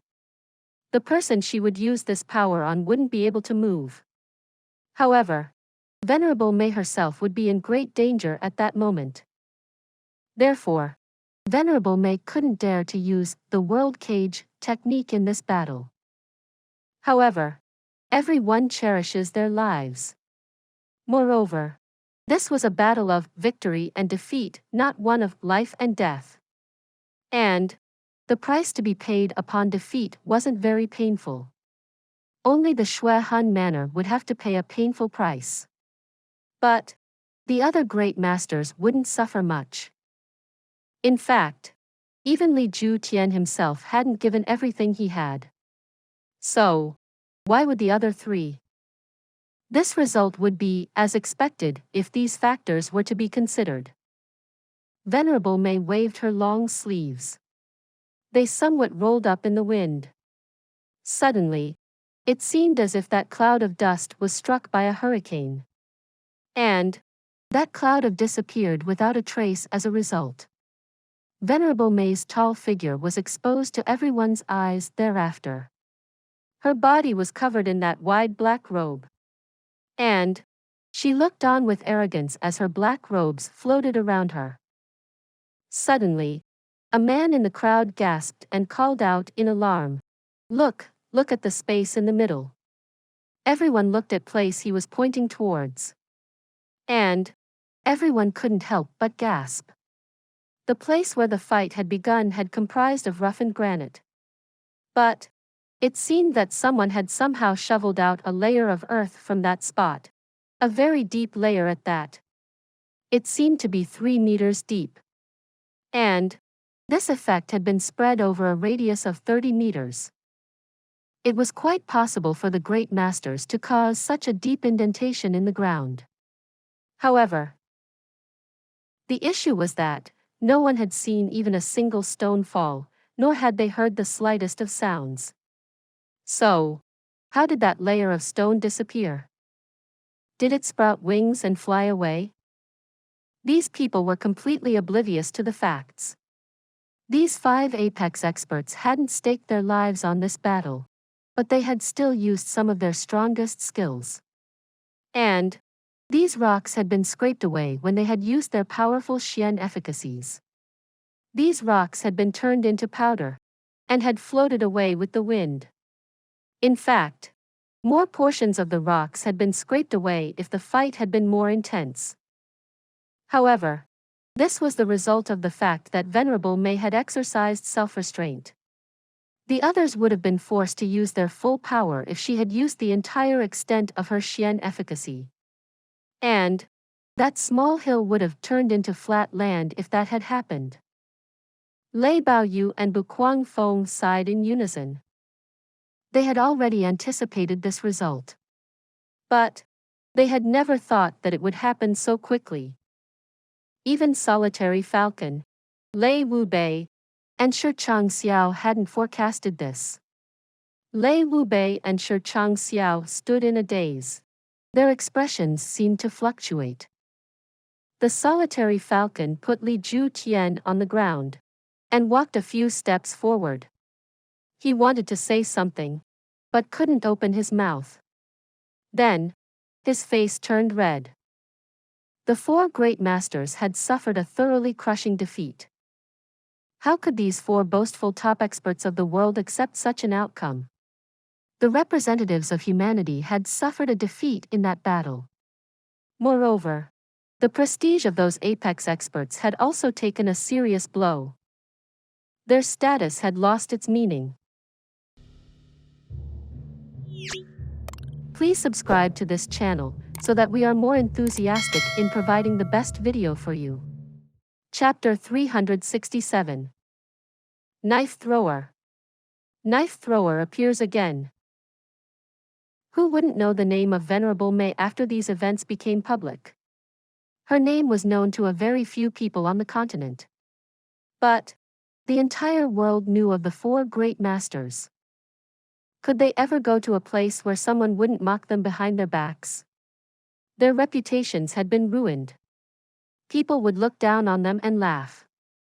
These 4 people joined hands in a battle, but still couldn't beat someone whose name we haven't even heard. The 3 great masters who could still stand upright on their feet felt like digging big holes and hiding in them. I can't afford to lose to this person. Our side concedes defeat in today's war. Venerable Mei has thoroughly convinced us of the unrivaled power of their Xian cultivation. No one had spoken for a long time. So, Lei Baoyu sighed and broke that embarrassing silence. You're throwing in the towel? Not a problem. I hope you remember my 3 conditions. Tian Fa is out of bounds for all of you as of this moment. She pointed at the men of the powerful families on the continent. She then snorted heavily. I will destroy the families of men to the 9th degree even if one of you enters Tian Fa. I'd like to see which one of you has the guts to enter Tian Fa after I do that. We will obviously agree to the 3 conditions you had set since we've lost this battle. Lei Wu smiled. Anyone who heard him speak felt that this person from the elusive world of immortals didn't care about the outcome. He continued. The outcome has already been decided, but I still wish to say something to Venerable Mei. What is it? Venerable Mei asked coldly. The 3 Holy Lands have agreed to a battle at the end of the 7th month 3 years from now. The elusive world of immortals Empress hopes that Venerable Mei will take part in it. Lei Wu then chuckled and continued. Tian Fa Forest's name has stood at the end of the rankings for the past 500 years. The great ruler has also been in seclusion for 500 years. He has presumably left the world. And, now that we speak of this, I have to inform you of another matter. Our Empress has sent these few words to you. If the Lord of Tian Fa doesn't show up, and if Tian Fa loses, we will revoke Tian Fa's formidable status. And the writ of the 3 Holy Lands will run large over the world from that moment onwards. Tian Fa would be considered nothing. Venerable Mei trembled. She clenched her teeth and replied, this was the real purpose for your visit today. Mediation in this war was merely an excuse. Can't that hypocrite Empress of yours wait? Don't forget that the war for seizing the heavens is on the advent. Will your Empress be able to bear the responsibility when the time comes and there's no Tian Fa? This has been considered by Her Excellency. Bu Guangfeng narrowed his eyes, and a cold light flashed in them. Venerable Mei, do you think that Tian Fa would be able to do anything without the great ruler? Do you think that Tian Fa's current power can do anything if it takes part in the war for seizing the heavens? No matter how useless we will be, it'll still be better than trash like you two. Venerable Mei was unsteady. She wasn't going to take nonsense anymore. Then, she waved her hand and said, it's time to pay up. A bird-like screech was heard from the sky. Then, a dark shadow dropped down faster than the speed of sound, and shot down amongst the troops of the Shui Han Manor like lightning. The positioning of this creature made it rather evident that it had remained hidden in the sky for a long time. It was at this moment that Jun Moxie realized why he hadn't seen Long Crane since the start of the war. So that's how it was. Li Tengyun's face was covered with tears at the time. He welled up as he crouched in front of his father. He was anxious, and didn't know what to do. He had gotten accustomed to relying on his father's formidable reputation. So, it seemed like the sky was falling down on his head when he saw his father sustain serious injuries. He genuinely didn't know what to do at that time. Li Tian was seriously injured. In fact, he wasn't even able to move. But his life wasn't in danger. His breath was weak, and his eyes were closed so that he could recuperate. He had already lost his honor. So, the preservation of his life and the restoration of his strength was his top priority at this moment. However, that resounding screech echoed through the air at that moment, and a black shadow shot down. The remaining experts of the Shui Han Manor had been guarding Li Tian. They couldn't help but cry out in alarm. However, they couldn't avoid that shadow at this moment, and everyone was hit a result. After that, a pair of huge claws grabbed Li Tengyun. This figure stopped for a second, and then shot upwards once again. He had ascended over 30 meters in the sky in a split second.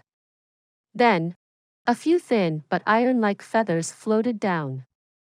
Li Tian's eyes opened wide in anger. He suddenly sat up and shouted, "My son!" Everyone in the crowd suddenly exclaimed, "Crane King!" It was Tian Fa Forest's third-ranked King Long Crane. He was in his original form at that moment, and was floating away with Li Tengyun clasped firmly in his sharp claws. Li Tengyun's given name meant soaring above clouds. It was a good name, but he had never done so in his life. However, he was genuinely soaring above the clouds at this moment. He had finally lived up to his name. He was a pampered kid, and he had always acted like a bully. He had never been in such a thrilling situation. The young man was living up to his name for the first time. But he was so scared that he had started to lose control over both his excretory organs. He could only shout, "Daddy, save me."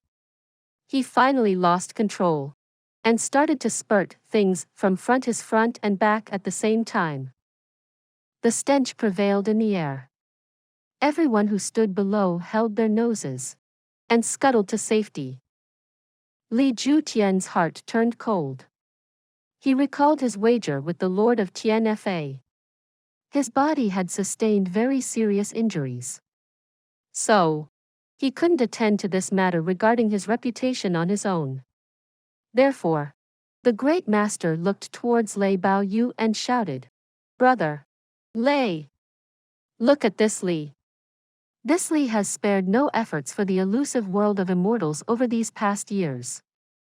I ask you to save my child." He had used his status as the second great master to back these words.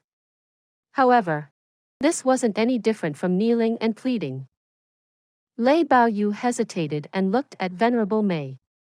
He had thought that the matter was finally over. Moreover, he had already angered the other party with the words he had spoken.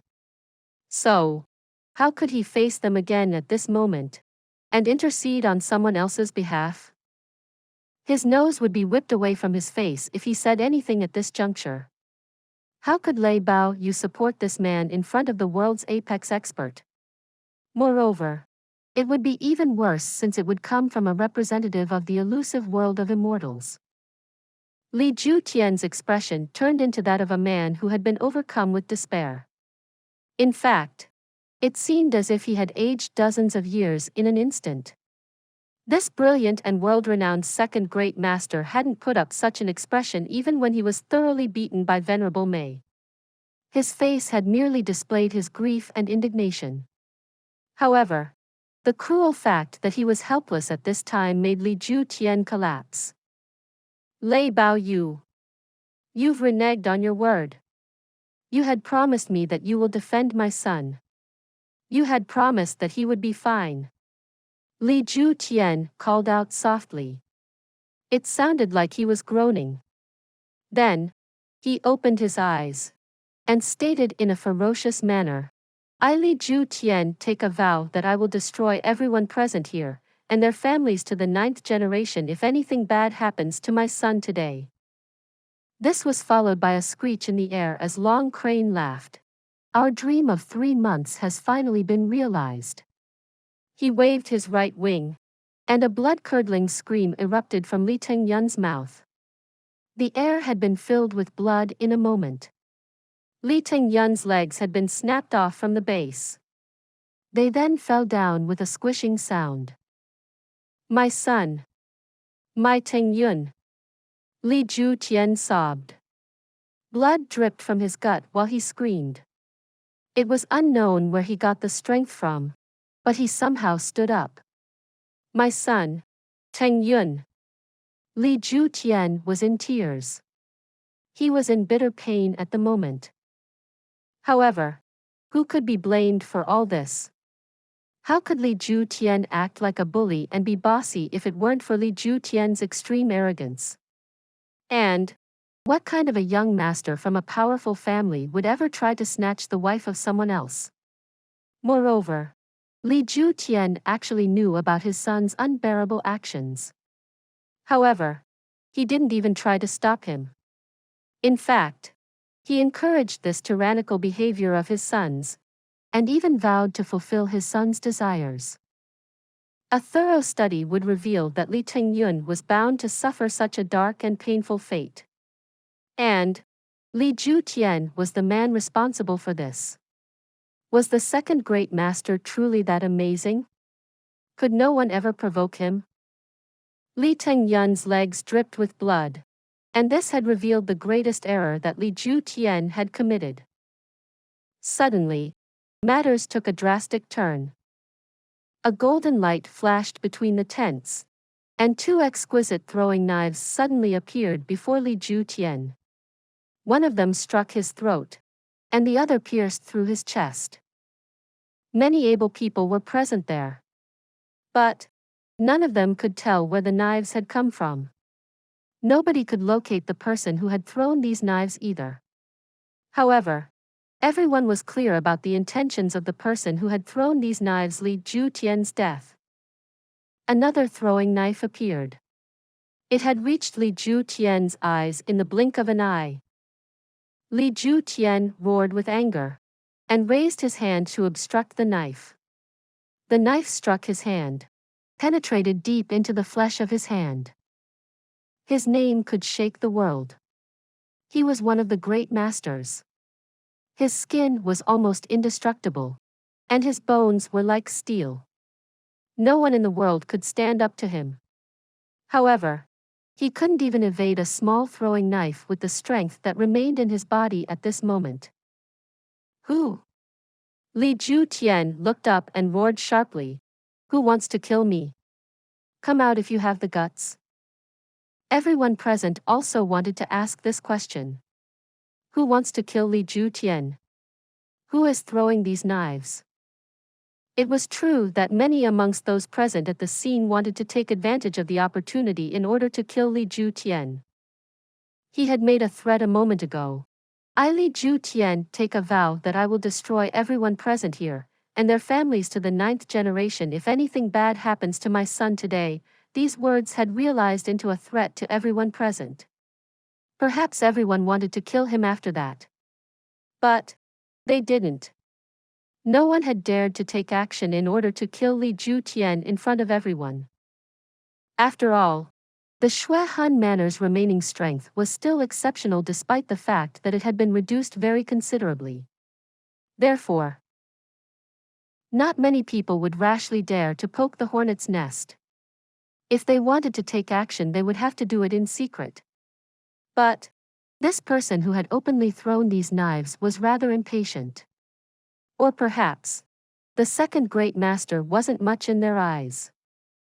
Then, an extremely powerful pressure started to emanate in the area. This force pressed upon everyone's minds and left them to tremble. After that, a person suddenly appeared high above in the sky. This person had seemingly appeared without any prior indication. That person was dressed in black. One could say that this person's dressing style was very similar to that of Venerable Mei's. In fact, most people would have assumed this person to be Venerable Mei if they hadn't seen the Lord of Tian Fa standing apart in the vicinity. Please subscribe to this channel so that we are more enthusiastic in providing the best video for you. Chapter 368. The Killing Blow. The Aftermath. Li Ju Tian. I must kill you. The black-robed person stood still in the air as he spoke these words. Then, he extended his leg and came down from over 30 meters in the sky. It seemed as if he had descended via a staircase. His hands were behind his back, and his head was tilted slightly upwards as he stepped down. Everyone was alarmed. He frittered in the sky as he stepped down on the ground. Even a beast king of Tian Fa, that too the king of flying Xian beasts, Long Crane, had never demonstrated such a wonderful skill. This mysterious person's Xian skills were obviously at a very profound level. Li Ju Tian's expression became dark, and he fell to the ground with a plop. He had barely managed to stand up like the last radiance of a dying sun a moment ago. However, he got to see that incomparably amazing feat soon after. He may have felt that he had a slim chance against Venerable Mei, but he knew that he was no match for this mysterious newcomer. This person was perhaps more formidable than Tian Fa's Venerable Mei. Much more formidable. Li Ju Tian had lost every shred of his fighting spirit. He merely lowered his head and asked, "Why? Why? Do you need to ask why? Didn't you always say that a clenched fist is the greatest argument?" The mysterious black-clothed man snorted coldly and continued, "There are some people whom you can't offend. Some people whom you can't afford to offend. And you will have to pay the corresponding price if you provoke them. Do you understand?" "I understand." Li Ju Tian raised his head in a desolate manner and asked in a very gloomy voice, "I don't hope to survive this. But I wish to know, whom did I offend?" "Whom did you offend?" the mysterious black-robed man sneered and replied. "Don't tell me that you didn't figure out that Tian Fa's beasts spoilt you plan? They didn't attack the only person whom you had tried to entrap. Don't tell me that you don't think that the occurrence of so many unreasonable things wasn't strange. It was you. It was you who prevented the Xian beasts from attacking Jun Wu. A light flashed inside Li Ju Tian's mind. He guessed everything. But he was still at a loss for words owing to the shock of this. So he moved his mouth, but no words came out. "The Jun family? You stand for the Jun family. How didn't I know this?" There was a huge clamor amongst everyone the moment those words came out. And even Jun Wu was amongst these people. He was gaping wide, just like the others. Since when did our Jun family have such a powerful backer? And how on earth did I not know? However, everyone else had only one kind of expression as they looked at Jun Wu, a color of admiration. They were extremely envious. The originally low-key Jun family had such a world-shaking person supporting them from the dark. "We absolutely can't provoke the Jun family, we simply couldn't afford to do it.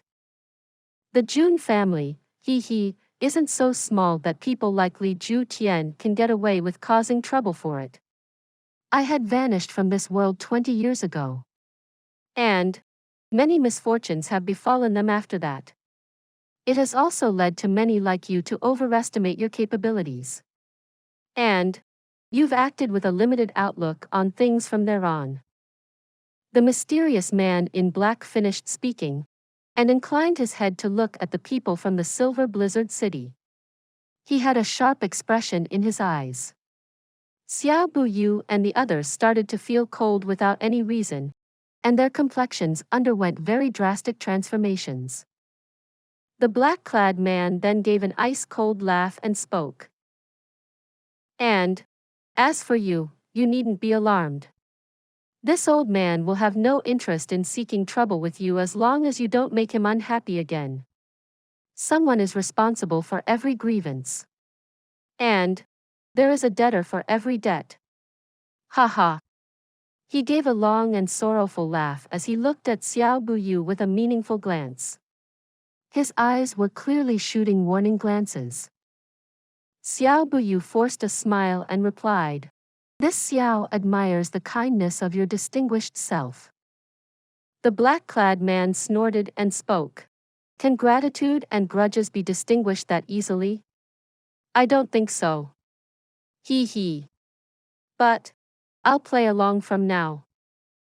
He stood motionless in the empty space. But a pitch-black flame suddenly emanated from his body and engulfed Li Ju Tian inside it. The man in black laughed and spoke, as if nothing had happened. "Your behavior as a great master was abysmal. But your behavior as a great master of scums was quite impressive." The scene inside the flame was blurred. But everyone could hear as the former second great master let out a fearful howl. Then the black-clad man waved his hand, and something appeared in it. After that, there was a flash of golden light. and the two throwing knives appeared in his hands. Venerable Mei suddenly let out a loud cry at this moment. Stop! She had already seen that the thing in his hand was the Xian core of the Panther King. However, she came to herself the moment she had shouted. Why did that mysterious man choose to extract the Xian core from Li Ju Tian's body? Could it be that this mysterious man's... The black-robed man snorted. But he had completely ignored her in this moment. Then, he glanced around in a sharp manner. His actions were apparently a sign of warning, perhaps they were meant in farewell, or perhaps there was a deeper meaning behind it. After that, he turned around and took a step. And then, he suddenly disappeared with that step. He had vanished, just like that. It had seemed like an invisible door had been placed in the air in front of him. He had merely stepped in, and had disappeared. After that, he had become invisible to everyone in the world. How can this be possible? The many men and beasts lost their voices at the same time. The scene became extremely quiet. In fact, it could only be described as a pin-drop silence. Lei Bao Yu and Bu Kuang Feng looked at each other, but only saw the terror in the other man's eyes. A long time passed in silence. Then, someone suddenly shouted, Li Ju Tian. He. Everyone was alarmed. They turned around to look, but they saw nothing at the place where Li Ju Tian had stood. He had only left a small pile of ash behind. The heavenly great master Li Ju Tian had been turned into a very small pile of ash after he had been engulfed by that strange black flame. What kind of move was that? Even Venerable Mei stared wide-eyed in shock. In fact, she didn't even notice when the Snake King had arrived in front of her. Eldest. Snake King seemed somewhat embarrassed as she looked at her and spoke. That person, his posterior was very large. Venerable Mei asked in a startled manner. What? His A*S is big. Venerable Mei shook her head. She didn't know whether she ought to laugh or cry. So, she spoke in a comical tone. Snake King, that's a man.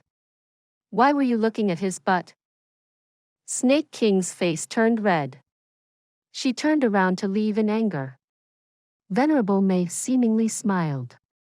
And she no longer paid any attention to that issue.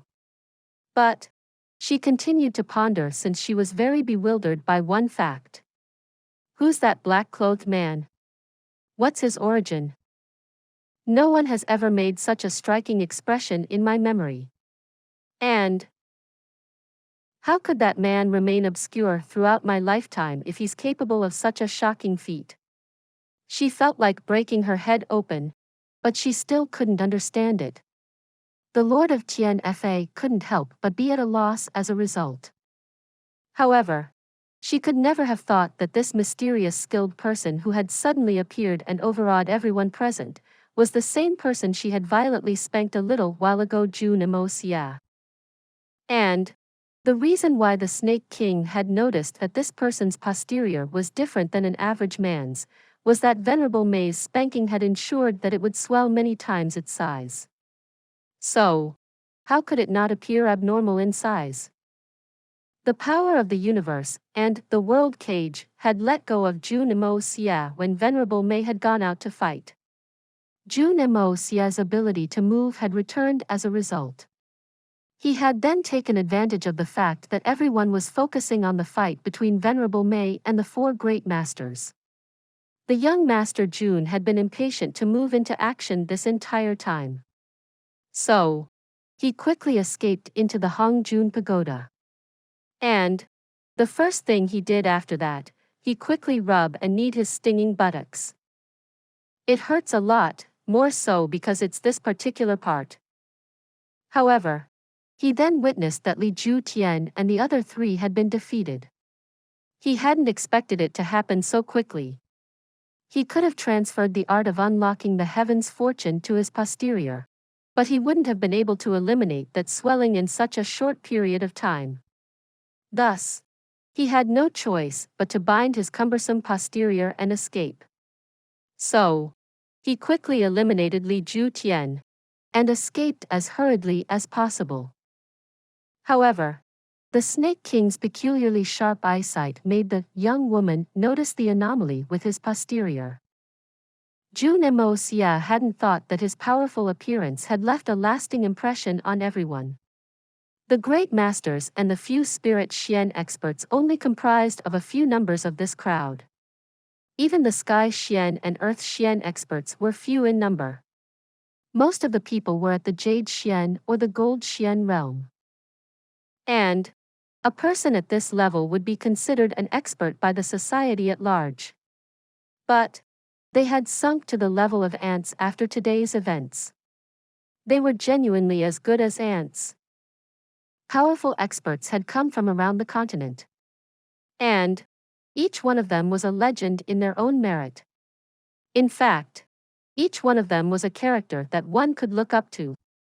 They had been left a bit overwhelmed when they had arrived at the southern Heaven City and had seen these great masters. In fact, they had felt that their presence wasn't of much use here. Then, the four great masters had joined hands to fight this battle, but they were still crushed under someone else's hands. Moreover, the two more great masters had also appeared. They were world-shaking swordsmen, the Hurricane and Rainstorm great masters. They had such resounding names. Moreover, they had the status of the chief provosts of the elusive world of immortals. They had arrived as people of the elusive world of immortals. And that name was something most of those present at this scene had heard for the first time. This legend had never been talked about. Therefore, this had made everyone even more puzzled. This was a mystery, and it had made everything even foggier for the people present. They hadn't known about it before, but they had soon come to realize that the elusive world of immortals was the greatest force in the entire world. And this fact had been confirmed after they had witnessed Li Ju Tian's behavior. Moreover, the two great masters were merely the elusive world of immortals' chief provosts. So, what did that entail? It was only natural that Venerable made the person who had thoroughly defeated the four great masters had been assumed as the world's greatest expert by everyone present. However, none of them had expected that a mysterious black-robed person would also show up at this juncture. So, they had obviously never imagined that this person would be more terrifying than Venerable Mei. This person had then gone on to kill the great master Li Ju Tian in an instant. These things had happened in succession, and in a very short period of time. And these unforeseen events had repeatedly attacked these people's limits of mental tolerance. It was too much for their eyes to take in. One big mountain is replaced by an even bigger one. Every man present at this scene had that same thought. They had roamed the society, they had lived in seclusion in wooded mountains. Some were perhaps the members of large and powerful families, but they only felt shock at this moment. These people had been very satisfied with their respective statuses. But they suddenly felt ashamed of their arrogance and baseless self-satisfaction. What would I be considered in front of such people? A joke, right?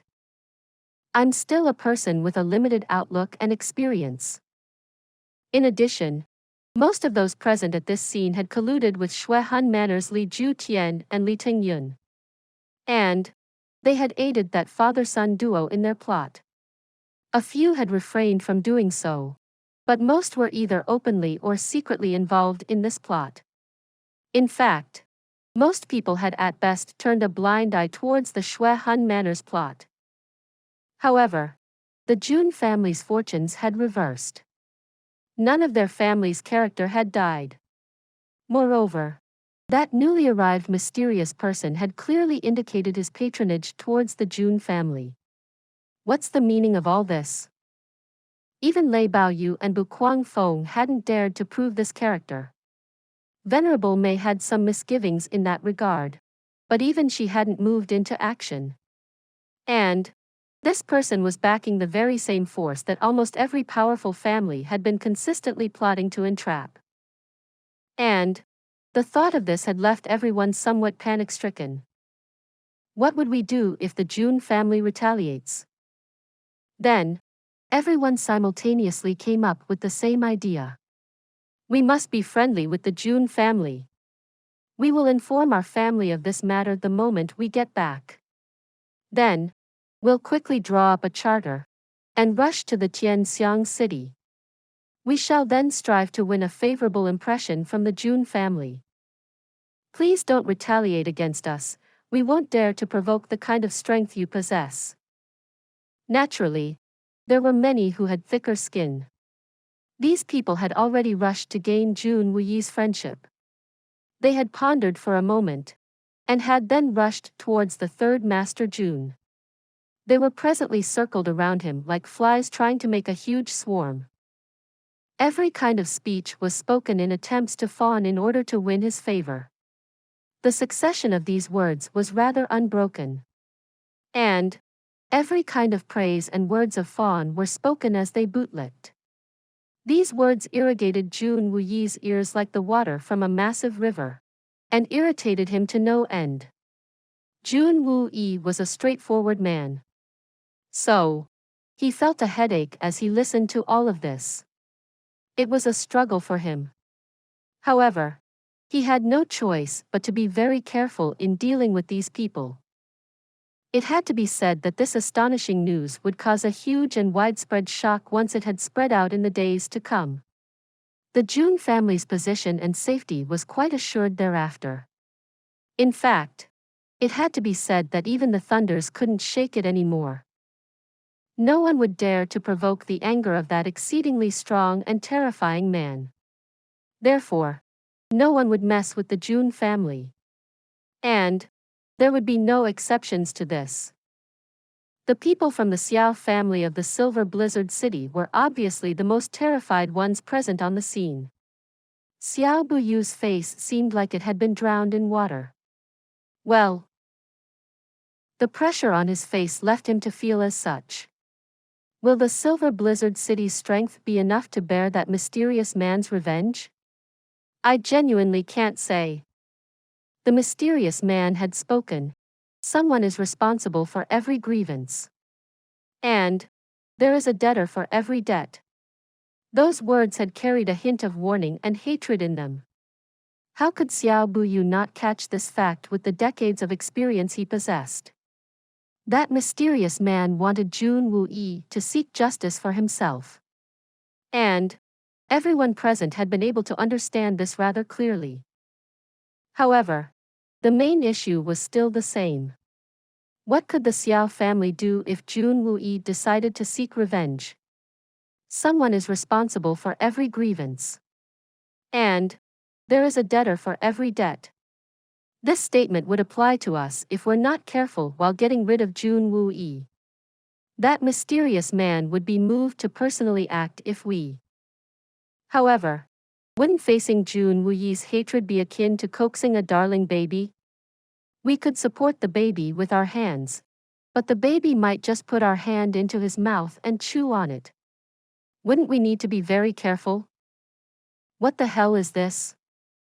Xiao Han turned and looked at Jun Wuyi. He suddenly felt great pressure in his chest. He felt like he was dying. It was an unbearable pain. This man was his mortal enemy. He loathed him to the extreme. This man was someone he had even dreamt of killing. This man had merely been a plaything to him. But how did this man suddenly become so impressive at this time? I may wish to deal with him, but the family will be bound to reconsider my matter. The family wouldn't wish to offend that person, even if the Lord of the Cities doesn't issue a strict order. So, what should I do? Yao is mine. Mine. There was a hint of hysteria in Xiao Han's eyes. His body suddenly came to the verge of collapse. He let out a cry as he spat a mouthful of blood. And then, he stood up obstinately. He stared at Jun Wu without blinking. And his expression became increasingly cold and crazy. Jun Wu, it doesn't matter who's backing you. I wish to kill you. And I will kill you. A scream resounded in the air as Long Crane let go of Li Tengyun's shattered body. The boy then fell down with a cry of shock. He had dropped from a height of hundreds of meters. There was an explosive sound as people below scrambled to get out of the way. They effectively left a vast area vacant on the ground. 1,000 people would have rushed forward to catch Li Tengyun if he had been dropped some time ago. However, he had turned into a hot potato at this time. Who would dare to help him? Who would agree to do it? Bang! Li Tengyun's body fell to the ground, and a large pool of watery blood splashed around. His body had been turned into a pile of flesh. Every bone from his body was sent flying. Even his fingers hadn't remained attached to his arms. That miserable scene made everyone's heart jump and beat loudly. Venerable Mei waved her sleeves and turned around to leave. She roared, "You people must remember today's terms. We shall say farewell at this point, but I'm sure that we'll meet again." She hadn't specifically mentioned the name of any person. But Lei Baoyu and Bu Guangfeng understood that she had referred to the two of them. So, they respectfully replied, "Don't worry, respected senior. The words of a man of character carry a lot of weight. So, it's important that we adhere to the terms since we've been defeated. We won't go back on our word." Venerable Mei chuckled and sneered. Who will dare to go back on their word? Those words had been laced with threats. Lai Baoyu and his companion looked at each other and forced a smile. Venerable Mei shifted her gaze as she turned around. However, she couldn't even detect Jun Moxie's shadow at the place he had earlier stood. "It seems that the brat slipped away like a rat after I removed the strength of the world cage." She thought about this for a moment. Then, she suddenly turned around and walked towards Jun Wu. Everyone who had flocked around him saw her fluttering black robes as she made her way. So, they scattered to the distance, as if they had seen a devilish curse approach. Jun Wu finally relaxed and breathed out. He felt his entire body sweating profusely. He hadn't been fazed in the face of a mountain of blades, or woods of corpses, or even oceans of blood.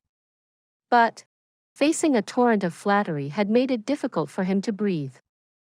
Those people couldn't even look him in the eye for a short period of time. But, dealing with them had unexpectedly left him to feel even more tired than he would after an arduous battle. Jun Wu cupped his fist and smiled as Venerable Mei came over. "Venerable Mei has come over. How have I been so fortunate with your presence? Your nephew's moves are quite wonderful. He's quite a talent." Venerable Mei didn't beat around the bush. She spoke in a very straightforward manner. This senior would like to take him on as a disciple. "What do you say, Commander Jun?" Jun Wu was prepared since he had guessed their purpose. However, he still couldn't help his mind going blank when he heard those words.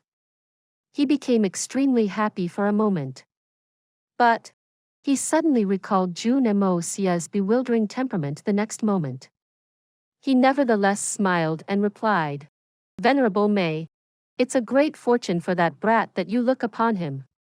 This Jun doesn't have any opinion on this. However, my Jun family is very open-minded, and Moxie had mostly been self-disciplined. So, he's very opinionated. But, my Jun family will have no problems in case Venerable Mei truly wishes to take him in, if Moxie agrees to it." Self-disciplined.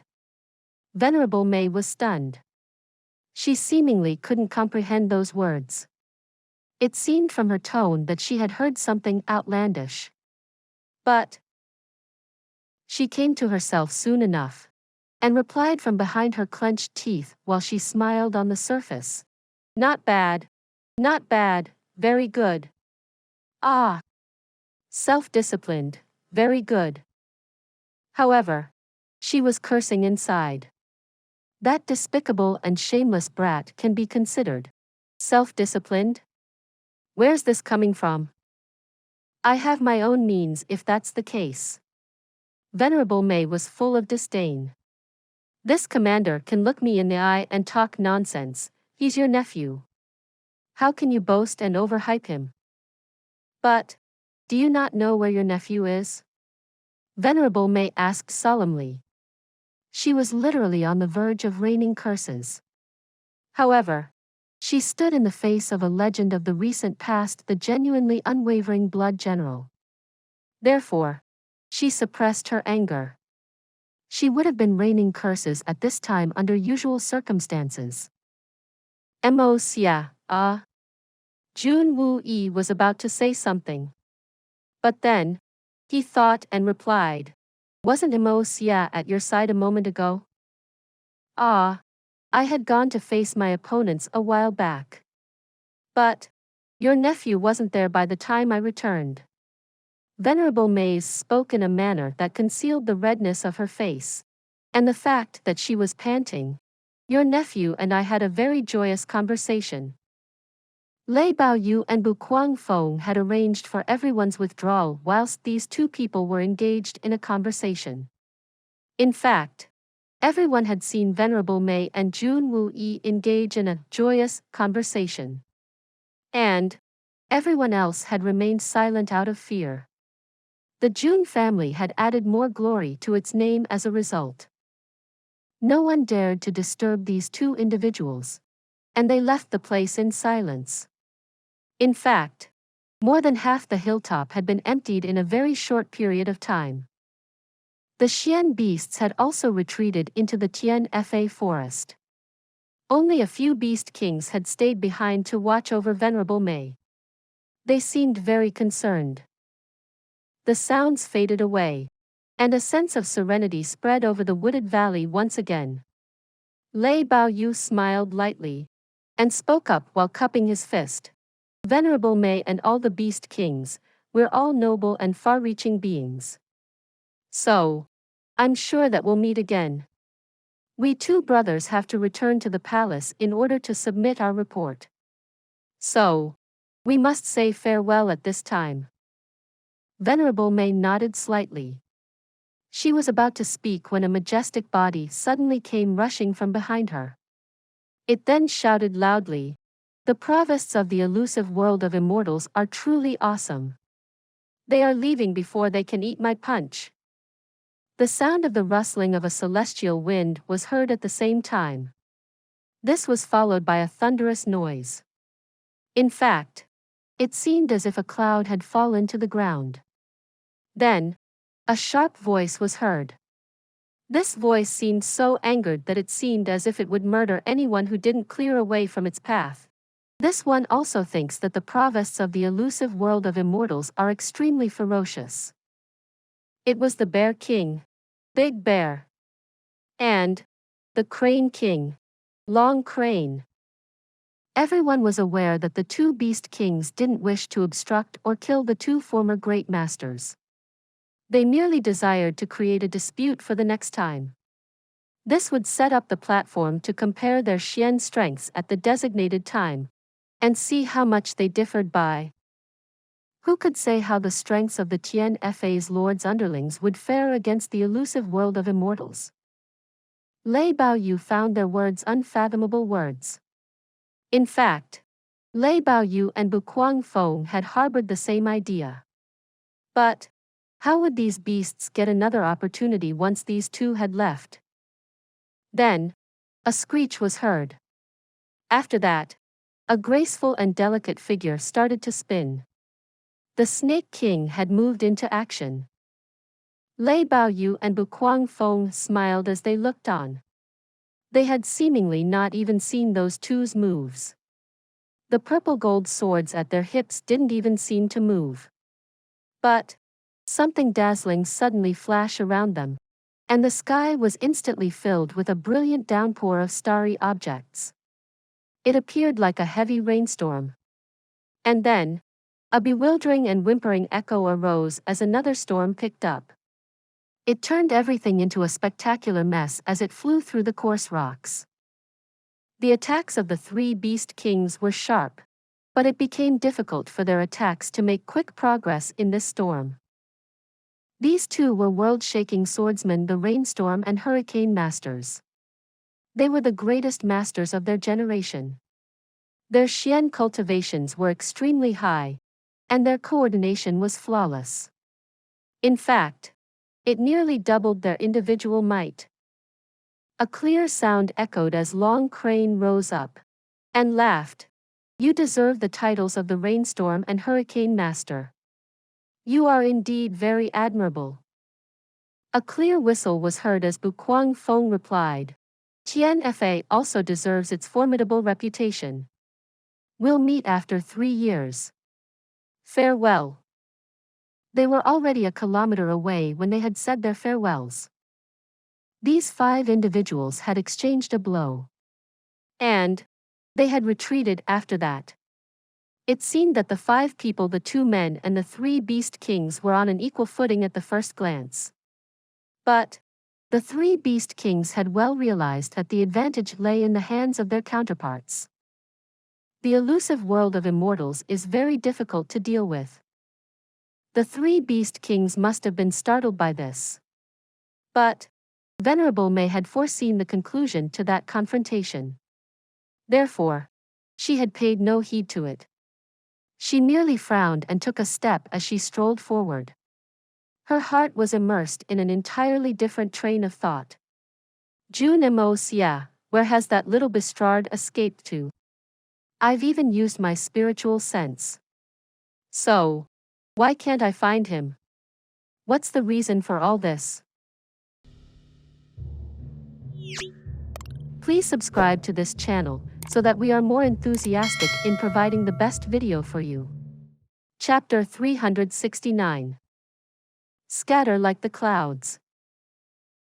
Men of Jun Wu Yi, Dongfang Wenqing and Sikong Ye's status came forward to wish farewell. Venerable Mei only nodded in an absent-minded manner. Most of the Spirit Xian and Sky Xian experts were nothing in her opinion. There was nothing wrong with the third Master Jun and the 3 Dongfang brothers when it came to it. However, Venerable Mei didn't wish to engage with them much since it would be rather embarrassing for someone of her status. In fact, she'd even wished to economize on the nodding. She hadn't even paid attention to what they had spoken since the worry in her own mind hadn't been settled yet. A long while passed in this manner. She then raised her head towards the sky and saw a river of stars along with a bright moon. It's night time already. I didn't pay attention that so much time passed while I was immersed in thoughts. But what was I thinking about? What had me so entranced? This has never happened to me before. What is happening to me? Then she turned around, but noticed that only 3 people remained there. The tiger and the lion beast kings had already led the Xian beasts into the forests in a calm and quiet manner. A faint cloud of dust could be seen in the depths of the sky above the forest. The faint dust that had spread in the air was obviously due to the retreat of the Xian beasts. This is very unusual. So many Xian beasts have retreated. They may have retreated in an orderly and peaceful manner. But they still must have made a tremendous noise. But I still didn't notice any of it. I haven't been this absent-minded for nearly 100 years. Venerable Mei didn't care about the human allied forces. They had also retreated in a neat order some time back. Even the dead bodies on the ground had been taken away. The only exceptions were the bodies of the father and son duo Li Ju Tian and Li Ting Yun. One had turned to ash, while the other was a pile of meat. The Allied forces had buried them in haste. In fact, They had basically piled on a mound of earth on top of them. The setting sun had shone upon that mound, and a white plank of wood stood upon it. This plank had obviously been chopped from a nearby tree. It looked rather conspicuous. A barely legible line had been carelessly written on it, the tomb of the Li father and son. Not a single word was written apart from that. He had been one of the great masters of his generation. He had been well regarded in the past. But he had been very arrogant. And he had unexpectedly met such a miserable and gloomy fate in the end. Venerable Mei became clear-headed when she saw that plank of wood. She decided to take a closer look at the plank. Then, she laughed bitterly before she muttered, "The second great master is dead. His reputation is gone too. He's just like a common beggar who's hungry and cold." She sighed and her eyes flitted around. Only the four of them were left amidst this grand mountainous forest. Over a month of fighting, blame, and grievances had come to an end. The heroes and experts from around the world had gathered there. But they had also dispersed like the scattering clouds. Everything was back to the way it used to be. However, the number of the living had reduced. There was still a faint scent of blood in the air, and this made this wide expanse of open area seem even more miserable. "You fought Lei Baoyu and Bu Feng. How do you feel about it? You've measured the four great masters who had come here. How do you feel about the strengths of the 8 great masters? I wish to know where you place the strength of our Tian Fa against the elusive world of immortals." Venerable Mei placed her hands behind her back and looked into the distance for a long time after she had asked this. It seemed that the 3 individuals who stood beside her had been asked a very dull question. However, the 3 Xian beast kings felt an immense pressure. Those 2 men were very fierce and quite difficult to deal with. Long Crane had carefully thought about the situation of the battlefield a while ago. So, his flat and long mouth expressed his view. Their strength was greater than that of the 4 great masters who had arrived today. In fact, they were stronger than Li Ju Tian, the greatest of the 4 great masters. Moreover, their swords worked in perfect harmony when they joined hands to fight. Their strength was also increased by many folds when that happened. The chances of victory are lesser than that of defeat if we 3 fought them, even if we were in our original forms. And this is merely an assessment based on the strength they had displayed in that one instance. I agree with what the 3rd elder brother has spoken. The elusive world of immortals Lei Baoyu and Bu Feng had only displayed the tip of the iceberg when it comes to the determination of their strength.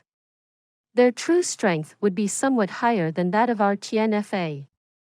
The Snake Queen stroked the hair in front of her forehead, and the expression on her face became serious. Somewhat higher than us is too conservative an argument. I won't dare to exaggerate our hopes. I feel that their strength superior to ours. In fact, it's much higher than ours. Venerable Mei slowly turned around and spoke in a chilling manner. Your progress has been very slow. I'm very disappointed in all of you. The faces of Long Crane and the other 2 beast kings turned red as they lowered their heads. The 3 sacred lands are very fierce, and the Tian Fa forest has been declining very fast over the past few years. Perhaps we'll end up losing the title of a fearsome place in the near future. What a shame. Hee hee. Big Bear and Long Crane. Venerable Mei sneered and continued. The 2 of you had guaranteed me something when you lost the sacred fruit. What would the 2 of you do if we have no news of it after the 3 years have passed? Venerable Mei's tone had become very sharp. Long Crane and Big Bear straightened up their bodies and replied in a solemn tone. Rest assured, eldest. We 2 brothers will remove our heads if things go south when the time comes. Venerable Mei said in a dark tone. Do you two think that your heads are that valuable? Everyone remained silent for a while. How could the heads of the two beast kings not be valuable? However, what significance would the removal of their head bear if the things took a turn for the worse? It would only reduce the strength of their side for no reason. One genuinely couldn't understand what these two were thinking. Venerable Mei looked up and thought in silence. Tian Fa won't find what it seeks. The beast kings will die. The Tian Fa's million will depend on the success or failure of one person. What profound meaning was hidden behind these words? Tian Fa won't find what it seeks. This line's meaning has already been cleared out. But what did the other words mean? Venerable Mei figured that the next phrase indicated a major change in the circumstances regarding the Beast King's fate. That would explain the Beast Kings will die part. It would certainly seem so, but one couldn't be sure. However, the last part regarding the Tian Fa's million will depend on the success or failure of one person was still a profound mystery. What does this mean at the end of it all? Eldest, since you wanted to receive that kid as a disciple, so why not? Snake King asked. I obviously have other means. Venerable Mei leisurely looked into the distance and spoke slowly. How can I let him escape so easily from my palms? Wouldn't it be too much if I can't even educate him on his behavior? She had become very cold and gloomy by the time she had spoken those last few words. In fact, her teeth had started to gnash with anger within her mouth. The three beast kings had known her for many years.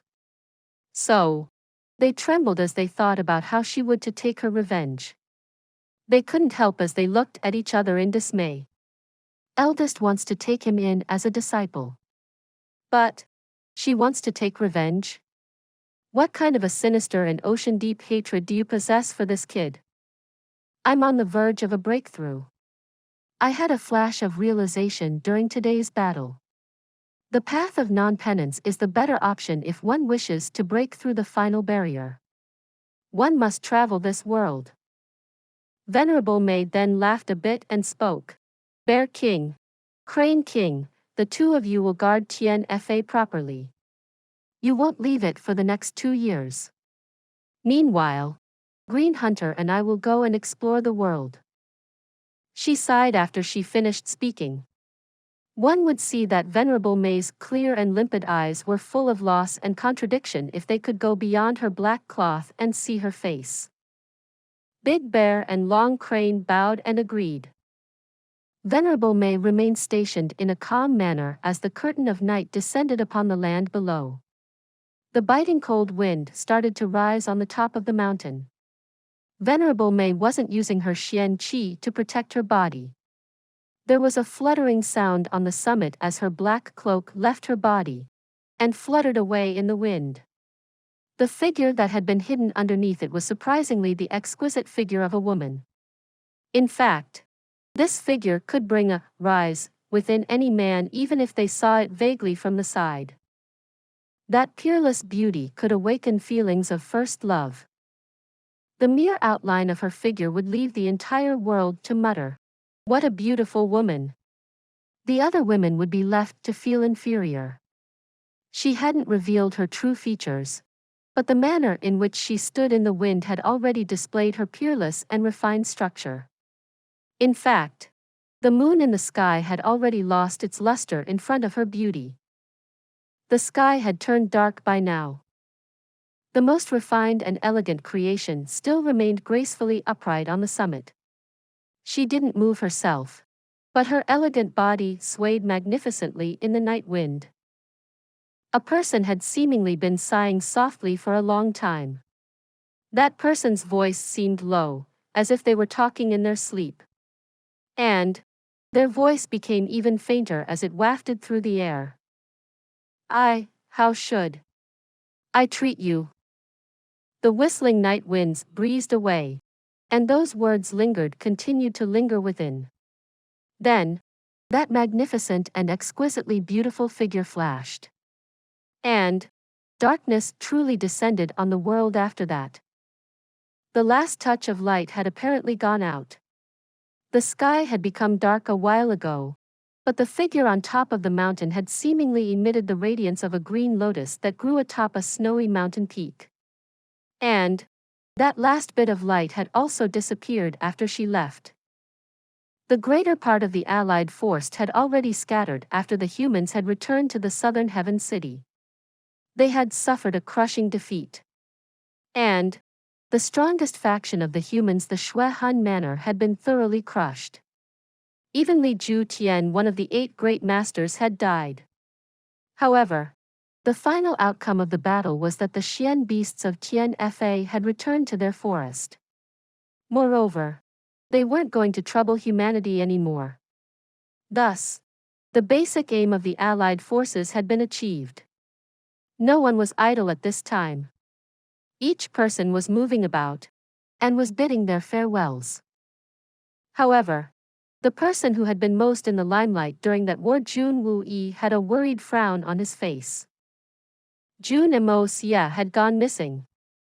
The young master had mysteriously disappeared and hadn't returned since. And this had frightened everyone. Everyone was very worried. People like the solitary falcon and Dongfang Wenqing searched everywhere, but they couldn't even find a trace of him. So, Jun Xie helplessly decided to postpone the return trip and planned for everyone to rest in the meanwhile. However, he was completely unaware of the things that were happening in the world while he was recuperating. The Xian experts from every powerful family which had participated in this war were wantonly propagandizing the Jun family's might after they had departed from the southern heaven city. Therefore, the Jun family's reputation had skyrocketed to the top in the brief time of a few days. The Jun family had always been regarded as a famous family. But that was mainly due to its military prestige. A common family of the society couldn't provoke the Jun family.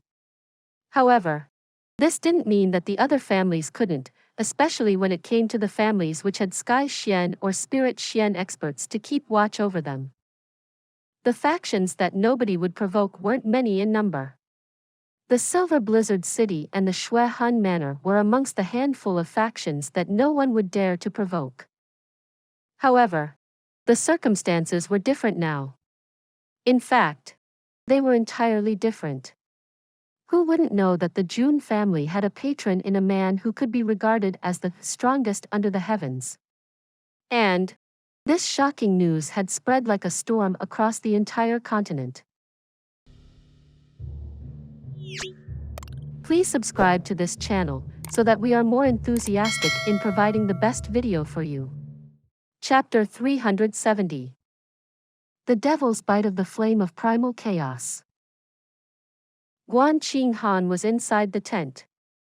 She had her hand on her cheek as she stared at the flickering candle. She then let out a long sigh. Elder sister Qinghan, are you thinking about brother Moxie? Dugu Xiao Yi was sitting quietly at her side. The little girl hadn't seen him for a few days and had become somewhat thin as a result. Moreover, her eyes and face showed the indescribable and extreme worry that she had on her mind. She became extremely frightened after she spoke those words. She didn't know whether she wanted the answer from her elder sister Guan to be a yes or a no. Moreover, she felt that calling out Guan Qinghan's name together with that of Jun Moxie's in that manner made them faintly seem like a couple. So, she immediately corrected herself. Could it be that you're thinking about him? Guan Qinghan turned and smiled gently. Why do you ask this? Xiao Yi. What do you want my answer to be? Dugu Xiao Yi pouted before she replied. Ah. Third Uncle Jun had tried to pair the two of you some time ago. So, who else would you be thinking about? No one thought highly of him earlier. Only I had chosen him. So, why is everyone coming to snatch him away now? She felt extremely wronged by the time she finished speaking. and couldn't prevent the rim of her eyes from turning red. A light flashed in Guan Qinghan's eyes before she replied, "Don't worry, little sister Xiao Yi. It's just that he had gone out a while ago, but hasn't returned since. That's the only reason I'm worried about that man. I'm worried over a member of the family member in the capacity of an elder daughter-in-law. There's no other reason to it." Dugu Xiao Yi pouted even more before she spoke. "You're not his sister-in-law anymore. You're his close relative now. You could use your proximity to him to your advantage. It's only obvious that you needn't think about it. That guy has gone missing in accordance to his whims. But I must be careful when he comes back. And then she suddenly shifted her gaze. The little girl had come up with an exquisite idea. So she stopped mid-sentence, and her face became red. Then Dugu Xiao Yi became very restless, coy, and ill at ease for a moment. After that, she hastily stood up. "I have to leave, there's this thing." She said this and quickly flew out. Guan Qinghan seemed puzzled as she watched Dugu Xiao Yi leave. She eventually couldn't help herself from smiling lightly. However, she became awash with worry again after she was done smiling. She sighed and looked at the flickering candlelight in a perplexed manner as she muttered, "What should I do? What should I do? I'm in such a fix." Everyone was very worried about Jun Moxie. But he was also faced with a great crisis at this time. He had taken a risk and had used the flame of primal chaos in order to deal with Li Ju Tian. The attack had gone smoothly. In fact, things had proceeded so well that even he couldn't believe it at first. Li Ju Tian had been turned to ash with ease. However, the attack had been too successful. And he had received a devil's bite from the flame of primal chaos as a result. In fact, things had taken such a dangerous turn that Jun Moxie might have gotten himself killed. Li Ju Tian hadn't been able to strike him back when Jun Moxie had attacked him. But the young Master Jun was aware that he was in the presence of the three other top experts. Moreover, they were watching his movements very closely. Those three experts were namely Venerable Mei, Lei Baoyu, and Buquang Feng. Killing Li Ju Tian wasn't a difficult thing in itself when he got the opportunity to ambush him. But the greatest problem was that there was a huge chance of his true identity's exposure in the process of killing Li Ju Tian in such a public manner. Those three experts would have moved into action and would have exposed his true identity if his method to kill Li Ju Tian didn't keep in accordance with his presumed identity of a mysteriously skilled top expert. And the Jun family would have genuinely been drowned in calamity if that happened. In fact, there would have been no means to rescue them from that situation. However, any effective and mysterious method would bring no small amount of danger with it. Therefore, Jun Moxie eventually took the risk and used the flame of primal chaos. Jun Moxie went all out to get rid of the disease named Shuehan Manor. He had by and large prepared himself to face the devil's bite from the flame of primal chaos. However, he hadn't expected that the devil's bite would take effect so quickly. Moreover, it was extremely intense as well. In fact, even the tough and incomparably steely-nerved Jun Moxie was also nearly unable to endure it. Jun Moxie had always boasted of his endurance ability. In fact, he had genuinely believed that no amount of torture could break him. He was confident that he could withstand any kind of torture. He had believed would die before he'd break. Jun Moxie had undergone tough anti-torture training in his previous life. Therefore, he had believed that he could endure any kind of a punishment. Therefore, he had always bragged that any form of torture was nothing more than a life experience in his eyes. Jun Moxie had never given much regard to any sort of physical or mental pain as a result of this firm belief of his.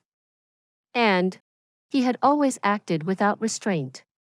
This was the reason why he had always acted the way he had. This was the reason he had followed an author's fantasy approach to life, and had always treated life as a game.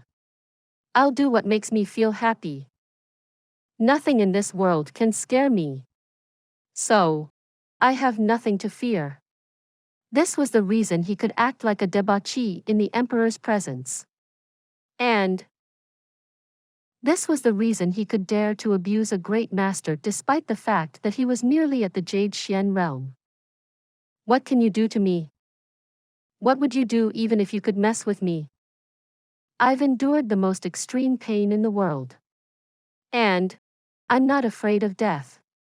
So, why should I be afraid? It was similar to the case of being a pretentious prick. But one needs power to be that as well. One could nurture a strong mental state and could act with arrogance if they had power.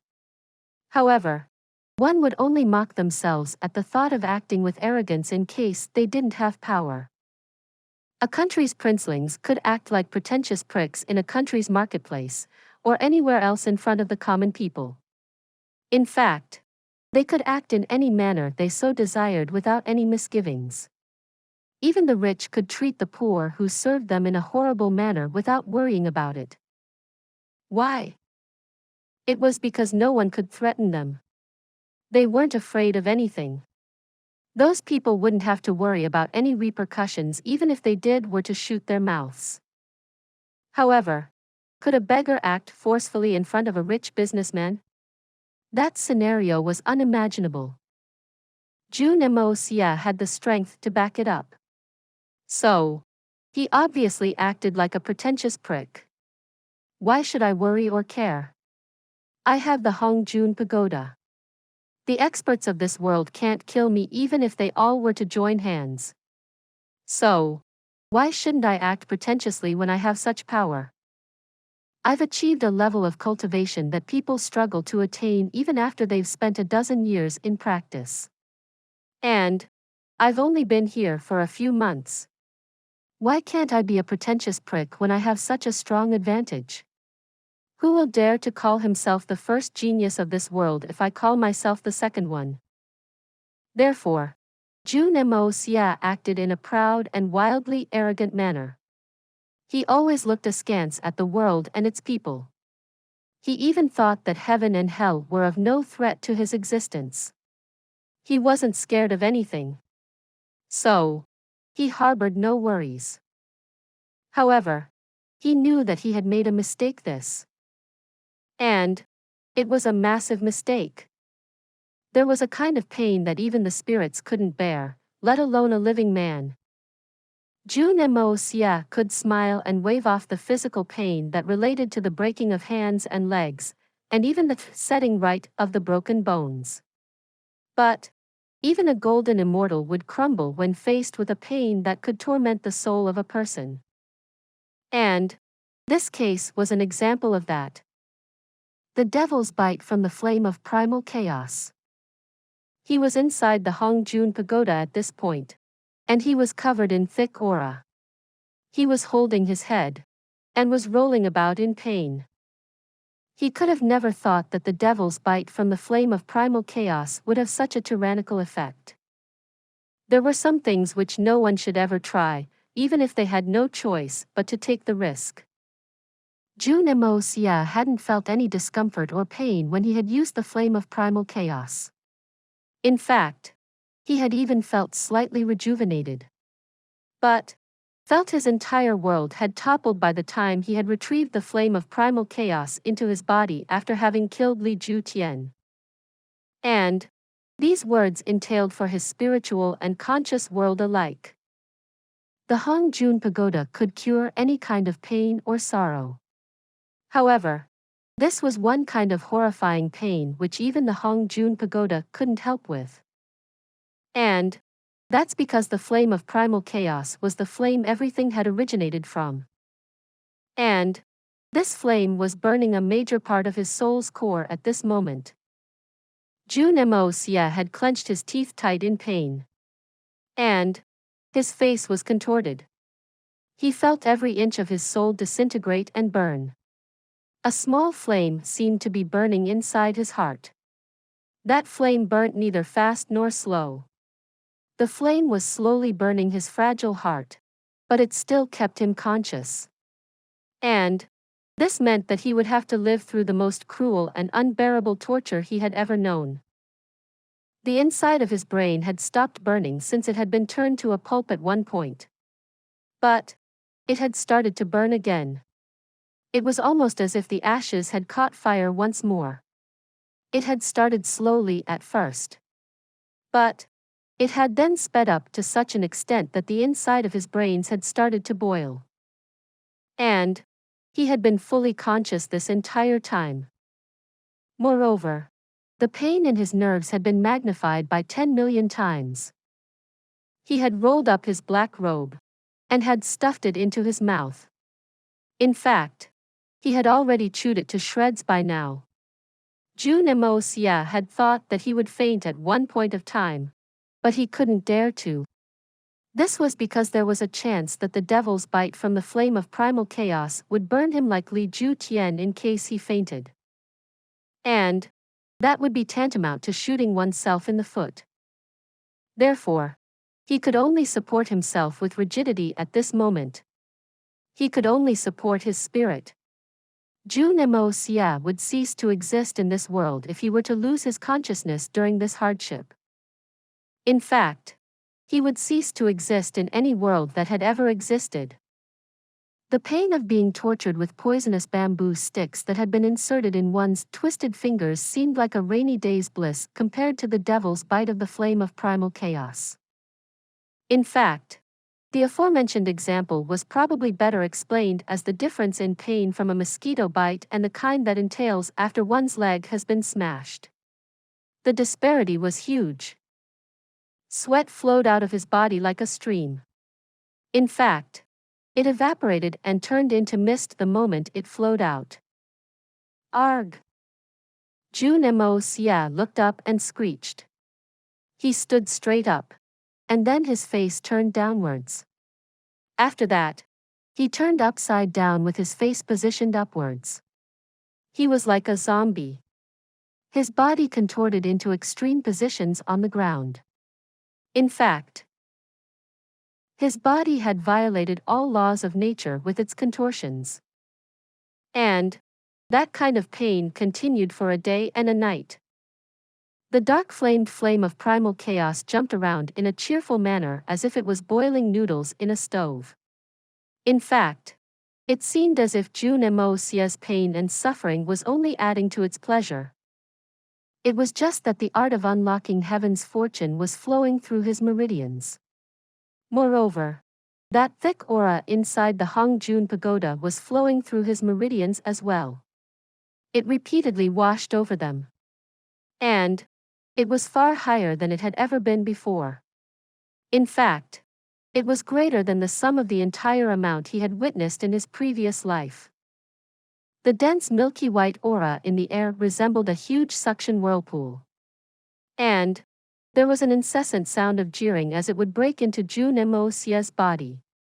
In fact, the aura entered his body in an endless stream, never-ending waves upon waves of it. This story will be continued to chapter 371. For those of you who are not subscribed yet, please subscribe. The interesting and best stories will be updated. See you again in the next episode.